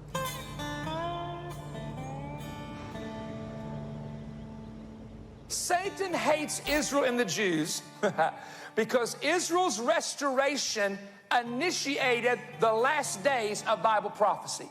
Christian Zionists believe that for the end of times to come, for Christ to return, it's necessary for Israel to control all of what was historically considered to be Israeli territory. Based on prophecy, Jesus Christ could never have returned for the church to resurrect the dead in Christ until Jerusalem was first in the hands of Israel and the capital of Israel. Christian Zionists and Christian organizations that lobby on behalf of the Israeli government, a lot of them have a theology which I think is in many ways anti-Semitic. The Jews have to leave the West. They want them to leave. It says in your Bible, God will bring them back to Israel from the West. It instrumentalizes Jews in such a way that their goal is that all Jews around the world think they're all going to hell. Leave where they live and move to Israel, because in their theology, that is what will lead to the coming of the Messiah again, and then all the Jews will convert or will all be killed. Leaders of the Christian Zionist lobby threw their weight behind the Trump election campaign. I have been asked 101 times plus, why do you think Donald Trump won? And I have an immediate answer: because he was the only one that was blessing Israel. The evangelicals flooded the voting booths. All these other Republicans like were just no too time tough in our on Israel. And a lot of the laws that are being enacted in those states that are pro-Israel, anti-BDS, are coming about in part because there is so much sympathy for Israel in that community, which has a lot of political power. Senate Joint Resolution 170, bipartisan resolution to condemn boycott, disinvestment, sanctions movement, and increasing incidents of anti-Semitism. In 2015, Tennessee became the first state legislature to condemn BDS. It's the result of the lobby's attempt to use legal means to quell BDS on campus. In recent light of anti-Semitic things that have happened here in Tennessee on our college campuses, we are just expressing our support as an ally for the state of Israel. And with that, I renew my motion. Made it seem as though there's this huge Palestinian liberation movement happening in this state. That's the way that it was presented at the legislature, was that we need to stop this before it takes over our state. There's an intensive effort by Israel and pro-Israel groups to get governments, universities, legislative bodies to adopt a definition of anti-Semitism that includes criticism of Israel and its state ideology, Zionism. We're the space where a lot of these things are initially brought and tested. The rough drafts, like the beta version, comes here, and then you'll see that same bill go into another legislator the following year. According to their definition, that's been one of the amazing phenomena, right, that we've been talking about. Is yes, the Hasbara is collapsing. Yes, they've completely lost the new generation. Yes, more and more people are waking up to the reality of Israel's rampant criminality. But they have just as much of a grip over political speech on college campuses and the U.S. government as they ever had, which is really incredible, as this fissure is forming between the people, the citizens, versus what the political class is about. Even in the midst of all this, these people that are waking up to the realities of this, they're adopting all these policies that they've been working on for years now. if I say to you that I believe that instead of separate Israeli and Palestinian states, there should be a single state where Jews, Christians, Muslims, atheists, everyone has full equal rights, the way they do under the Constitution of the United States, that would make me an anti-Semite because I'm denying Israel's right to be a Jewish state. How to define anti-Semitism? I would say hatred, discrimination, violence, animus towards Jews for being Jewish, I would say is the broadest definition of anti-Semitism. They have created this perverse definition of anti-Semitism We're calling for everyone Are in they calling us racist for not wanting to Palestine, give them Israel, money? to have Yes. equal rights is somehow an attack on Jews. And they're trying to get this pushed into official definitions. And this has been a key goal of people like Kenneth Marcus and the Brandeis Center, so that they can then go after people who are advocating for equality and bring them up on charges that they're actually anti-Semitic bigots. You have to show that they're racist hate groups, and that they are using intimidation to get funded, and to consistently portray them that way. 6 months after the Allgemeine ran its report, an anti-Semitism awareness bill was brought before Tennessee's State Assembly. The bill incorporates the 3Ds definition, which can include criticism of Israel. Yeah, I got 3Ds Kenneth for Marcus you. gave evidence. When I had read a newspaper article in a major national Jewish newspaper indicating some issues, we independently verified several different issues going on with blogging, I think it was Facebook entries, Nazi-type references to Jews, and the need to kill Jews. They may have dealt with that, but it seems to me it's an indication that the problem is here. In order to create enough sort of political momentum and hysteria to get these bills through, you need to show that anti-Semitism is rife on campuses. You see groups like the Brandeis Center jumping on headlines which are very dramatic and very scary.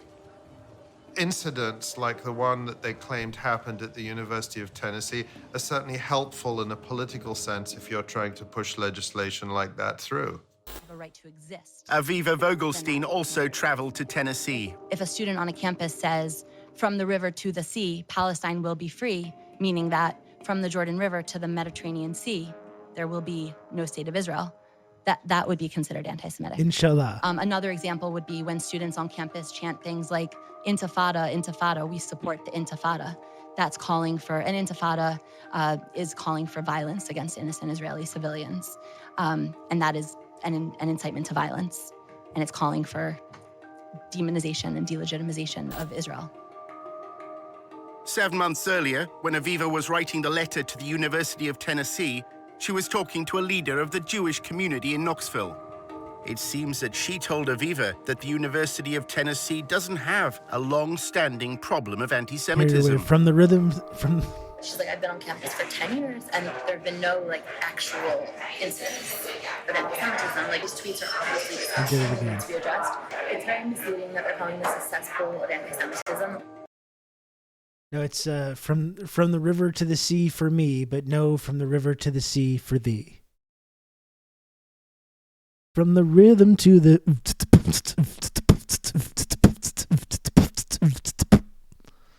Jewish students at the University of Tennessee repeated this sentiment before the state legislature. When people say things like we're experiencing anti-Semitism, it hits us pretty hard. When we were told that this was being said about our university and the climate at our university, we were really confused because we had never heard about any form of anti-Semitism that was happening on our campus. So this was kind of, the first thing to come to us. So if we're the students who are supposed to have been affected by this so-called climate, you would think we would kind of know about it before. There's no evidence that there's sort of an atmosphere of intimidation against Jewish students. Once you look behind the headlines at Tennessee, that's what everybody said. I think it's important to highlight that any allegations that this bill is based off of, those allegations are purely external allegations, meaning they're coming from all over the country except for Tennessee. Everybody agreed on that. The only people who didn't agree were the people coming from outside the university, Kenneth Marcus and others, who have the agenda to present the University of Tennessee and other campuses as dangerous places for Jewish students. One of the consequences of the allegations And again, we of see the difference as well, because there's plenty of Jewish groups on these campuses, such as Jewish Voice for Peace, who never get included in this. It's only like, oh, it's intimidating to Jewish students. No, it's not. It's intimidating to people that support Israel, because Israel is an apartheid country. It's an apartheid system. Israel is a criminal state. Israel's engaging in genocide and ethnic cleansing. So yeah, the people that support that, maybe they do feel a little intimidated. That has nothing to do with their religion.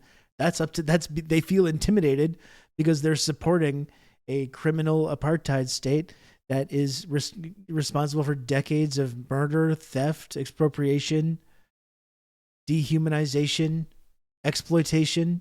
That's why. You know, and if you don't want to be intimidated, simply don't support those kinds of monstrous political projects. Just like if there was a student that supported a fascist country, if you were a student that supported a fascist German country, for example, if you were a student that supported fascist Germany and talked about how, like, whenever you had anti-Nazi protests, it made you feel uncomfortable, you know, you should feel uncomfortable. You're an asshole. You shouldn't support those things. You know what I mean? Or if you support apartheid South Africa or wherever.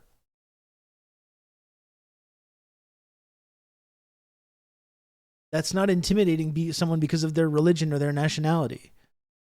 Like, that's really what this argument all comes down to. Is like, if Nazi Germany did still exist, like formally, we know it does still exist in ideologically, but if it still existed formally, and we criticized Nazi Germany, if Nazi Germany existed today, and we criticized it, and they said, why do you hate all German people? Why are you racist towards Germans? We need to shut down any of this, like, anti-Nazi conversations on college campuses, because it makes all the German students very uncomfortable. It makes them feel very intimidated and in fear of their lives to have this kind of anti-German sentiment on college campuses. You know, if that happened, we would find that so patently ridiculous and preposterous that anyone would even dare to kind of make that claim. But for some reason here, it's just been allowed to, like, we are supposed to take this seriously. Anti-Nazism is anti-Germanism. Exactly. Let's pass a resolution in the United States Congress. It's identical. Anti-Semitism has been to temper activism for Palestinian equal rights. You can look at this campus in the last 8 months and see that there has been little to no activism on that forefront. I would say last year this time, we had All this a new anti-fascist sort of, rhetoric is violence. adrenaline underneath us, and then this kind of completely killed our fire. And it was hard to gain that momentum once again. Remember that there's 2 steps in the lobby's game plan. The first is to put out a story that's very favorable to Israel. But the second step is to do everything possible to minimize the amount of debate there is about Israel and silence the other side as much as possible. We saw how effective that was in that After first story Aviva about spoke UC to Davis. Jewish students in Tennessee, she also learned that their greatest concern is unrelated to pro-Palestinian activism. BDS is not a real movement on the campus. Students for Justice in Palestine, which has like a large following nationwide, has like very few active student members. We mostly only have problems with Christians trying to proselytize the Jewish students, because in the South, everyone is so like, it's like all evangelical. I find it incredibly troubling that at a time when we see a rise in real broad daylight anti-Semitism in the United States, there are those who claim, oh yeah, we're trying to stop anti-Semitism, but what they're actually trying to do is stop advocacy for Palestinian human rights. A short time later, the Allgemeiner contacted Tony once more to discuss his proposed mission to work undercover at a BDS event. The editor explained what they wanted. One of the projects that we've been looking to do for quite a while is to try and infiltrate some of these groups, get undercover and discover what they're about from the inside. You explain the war, it's a hostile environment and there's some risk involved. The goal would really be to... Like we saw with the call from Jonathan Greenblatt at the ADL when they were talking about Jewish Voice for Peace in these groups, and they had all the information because they have people in these groups as well. So this is still going on. it's amazing that this guy was able to just like walk right in there and start getting these kinds of assignments. It is badass.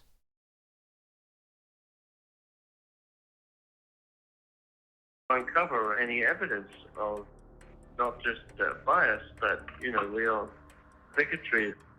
The correlation between the BDS movement and hatred of Jews. Tony is given a list of persons of interest. They're all on the Canary Mission website. Go to canarymission.org. Have you heard of Canary Mission? A little bit. Could you tell me about it? People who hate it, the people who are being targeted by it, call it a blacklist. You have names here that show up on this database. Students and professors, faculty, speakers, organizations that have ties to terrorism, outright ties to terrorism, or terrorists who have called for the destruction of the Jewish state. I'm not on Canary Mission. I actually checked while we were looking at this because I've been curious about it for a while. I'm not, fortunately, but I think it's more about students. So, no, I don't doubt that I'm on some list somewhere, though. Running Canary Mission's Tennessee expose, the Allgemeine staff say Canary's identity is still a mystery. It's an anonymous site. Nobody has any idea who's actually running this thing, and people have tried and looked into it. If you're on board in terms of concept, then I guess the next thing we just need to figure out is the money. Can we wait for a follow-up email from you? Does that make sense? Yeah, sure. I should get that to you within the next 24 hours. Crazy.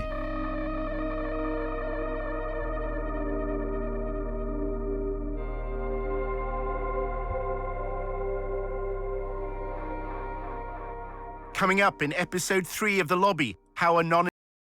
We'll watch episode 3 tomorrow because this is really interesting stuff and really illuminating as well because we're all these same, it's not like this subject has gone away or anything or like these narratives have changed in any way. So really, really illuminating stuff, I think.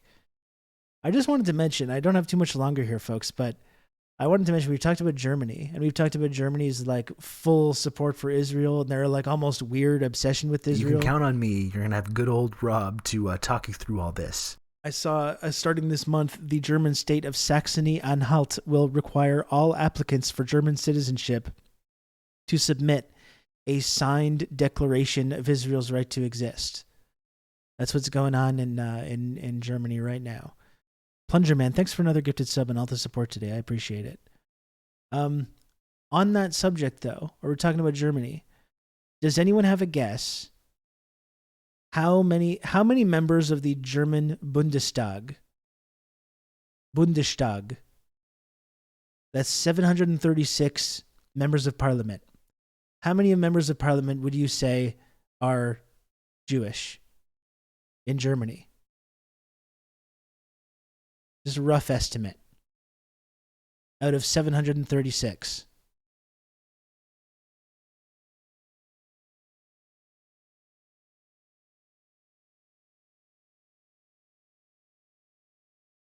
Yeah, the correct answer, a couple people have guessed it. The correct answer is 0.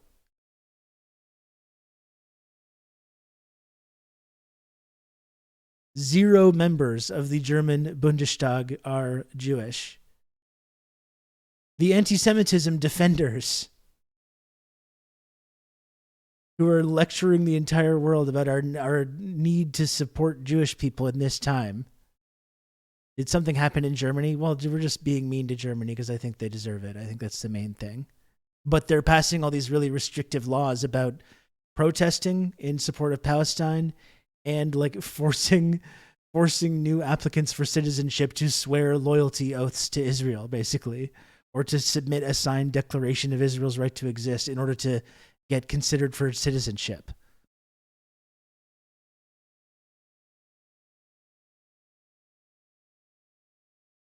No, but that's the whole point, Arnold, is they're not closeted. They're not closeted at all. They are Zionists, but none of them are actually Jewish. Which just goes to show that all of this support for Israel about like protecting Jewish values or protecting Jewish people is total bullshit. or that it's serving the needs or the interests of the Jewish population. Wow, Plunger Man, thanks for another gifted sub. I got to go soon, folks. I got to go in about 10 minutes well, I have to leave in about 10 minutes. Plunger Man's been helping out a lot with some very solid support today, which I appreciate, Plunger Man. Let's not leave it all to Plunger Man, though. Let's not leave it all to Plunger Man. I got 22 subs to go. So, once again, if you do support this program, if you enjoy this show, if you like tuning in to, the commentary and the analysis that I do here on twitch.tv each and every day, please, if you can, subscribe to TRRS. We got 22, a measly 22 subs to go to get to the goal. So if you can, if possible, please support TRRS. It's $5 per month. It's totally free if you have an Amazon Prime account that you can convert to a Twitch Prime sub. When you gift five subs, that instantly makes you an elite member of the Friendship Triangle community, which is neither a cult nor a pyramid scheme.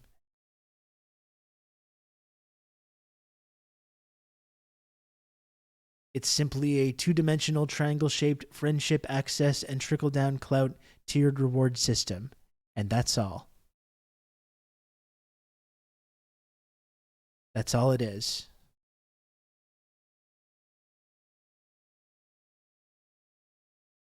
I'm not sure, Mask, but I appreciate that you're trying to subscribe. I think sometimes on mobile it might be trickier for some reason.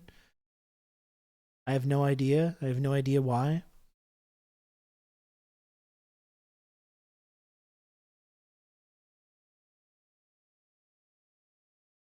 Ugh.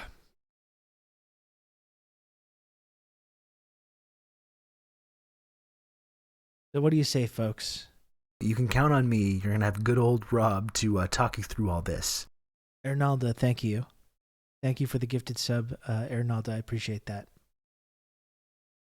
And now we're only 21 subs to go. We're only 21 subs to go, folks. That's barely anything. It's barely anything. What if I talk like this? What if I do this voice? Does that make you want to subscribe? Someone was asking about an ASMR situation. And maybe that would be more lucrative.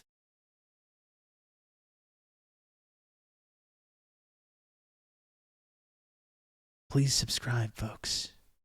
Only 21 subs to go.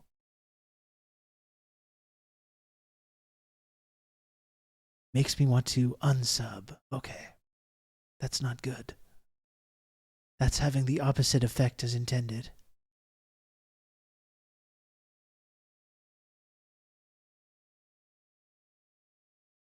Oh, man.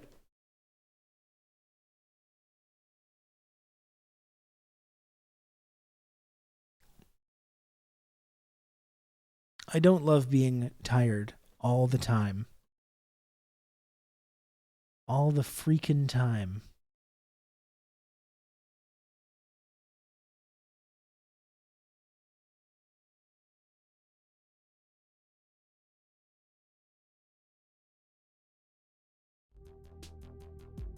Iron deficiency, sunlight deficiency, vitamin D, stay up too late,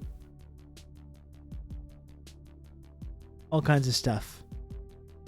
It's not a tumor. No.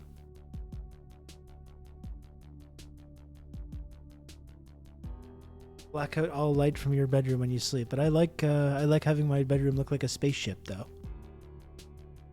That's cool to me to do.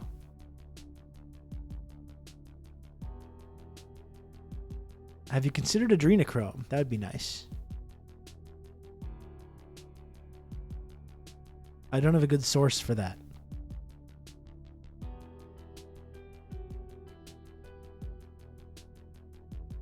Go for a nice brisk walk. I go for brisk walks every day. I go pick up my kid from school and drop him off.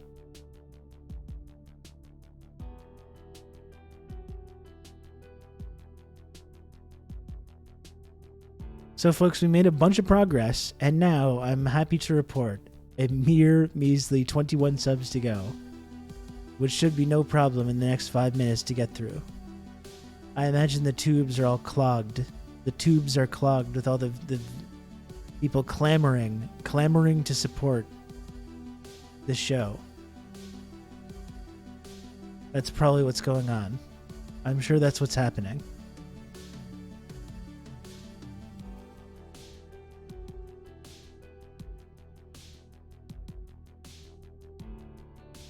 My hand is mostly better. Thank you for asking. It was a little sore this morning still, but I took a bunch of Advil and it feels good now. You can count on me. You're going to have good old Rob to talk you through all this. Sunny Sola, thanks for all the support. Sorry, Bio, am I making you yawn by doing that? I can't help it. And it's like it's almost pitch black outside right now. It's almost pitch black outside. 4:36. What the heck?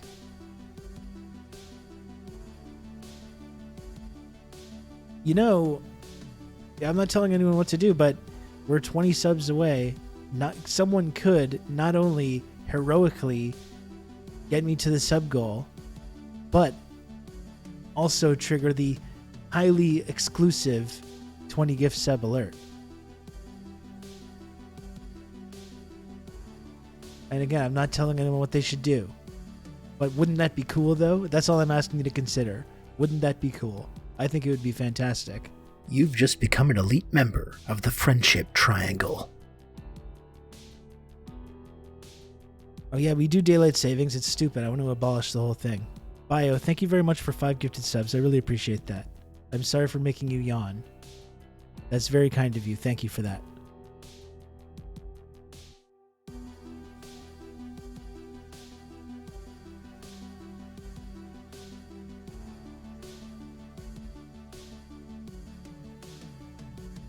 Thank you for your insightful stream, brother. It's my pleasure. It's my pleasure to do this stream.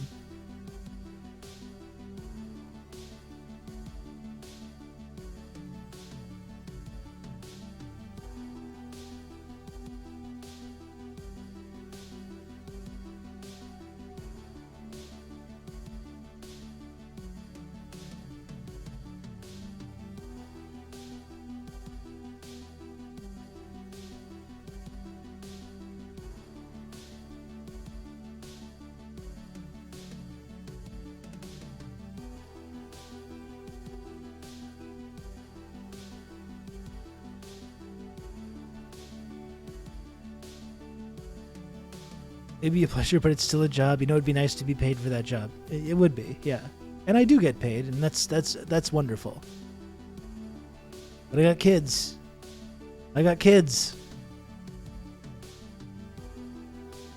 What can I do? Anyway, thanks people. Thanks everyone for tuning in and for supporting the show as always. There's still another like 45 seconds if you want to subscribe. I appreciate that, Raven Payne. Thank you. There's still a few more minutes in case anyone wants to be a hero. Or not a few more minutes. There's about 30 more seconds.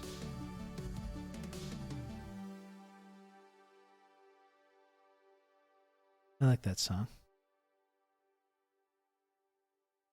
It's one of the more... You've just become an elite member of the Friendship Triangle. Mask loves you. Thanks for the 5 gifted subs. So kind of you.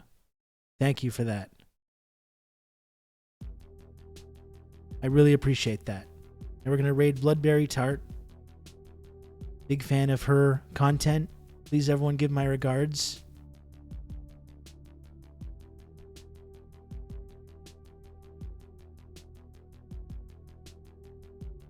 Rob Knife, we hope you're having a nice day. That's the stream message. Thanks again, folks. See you tomorrow.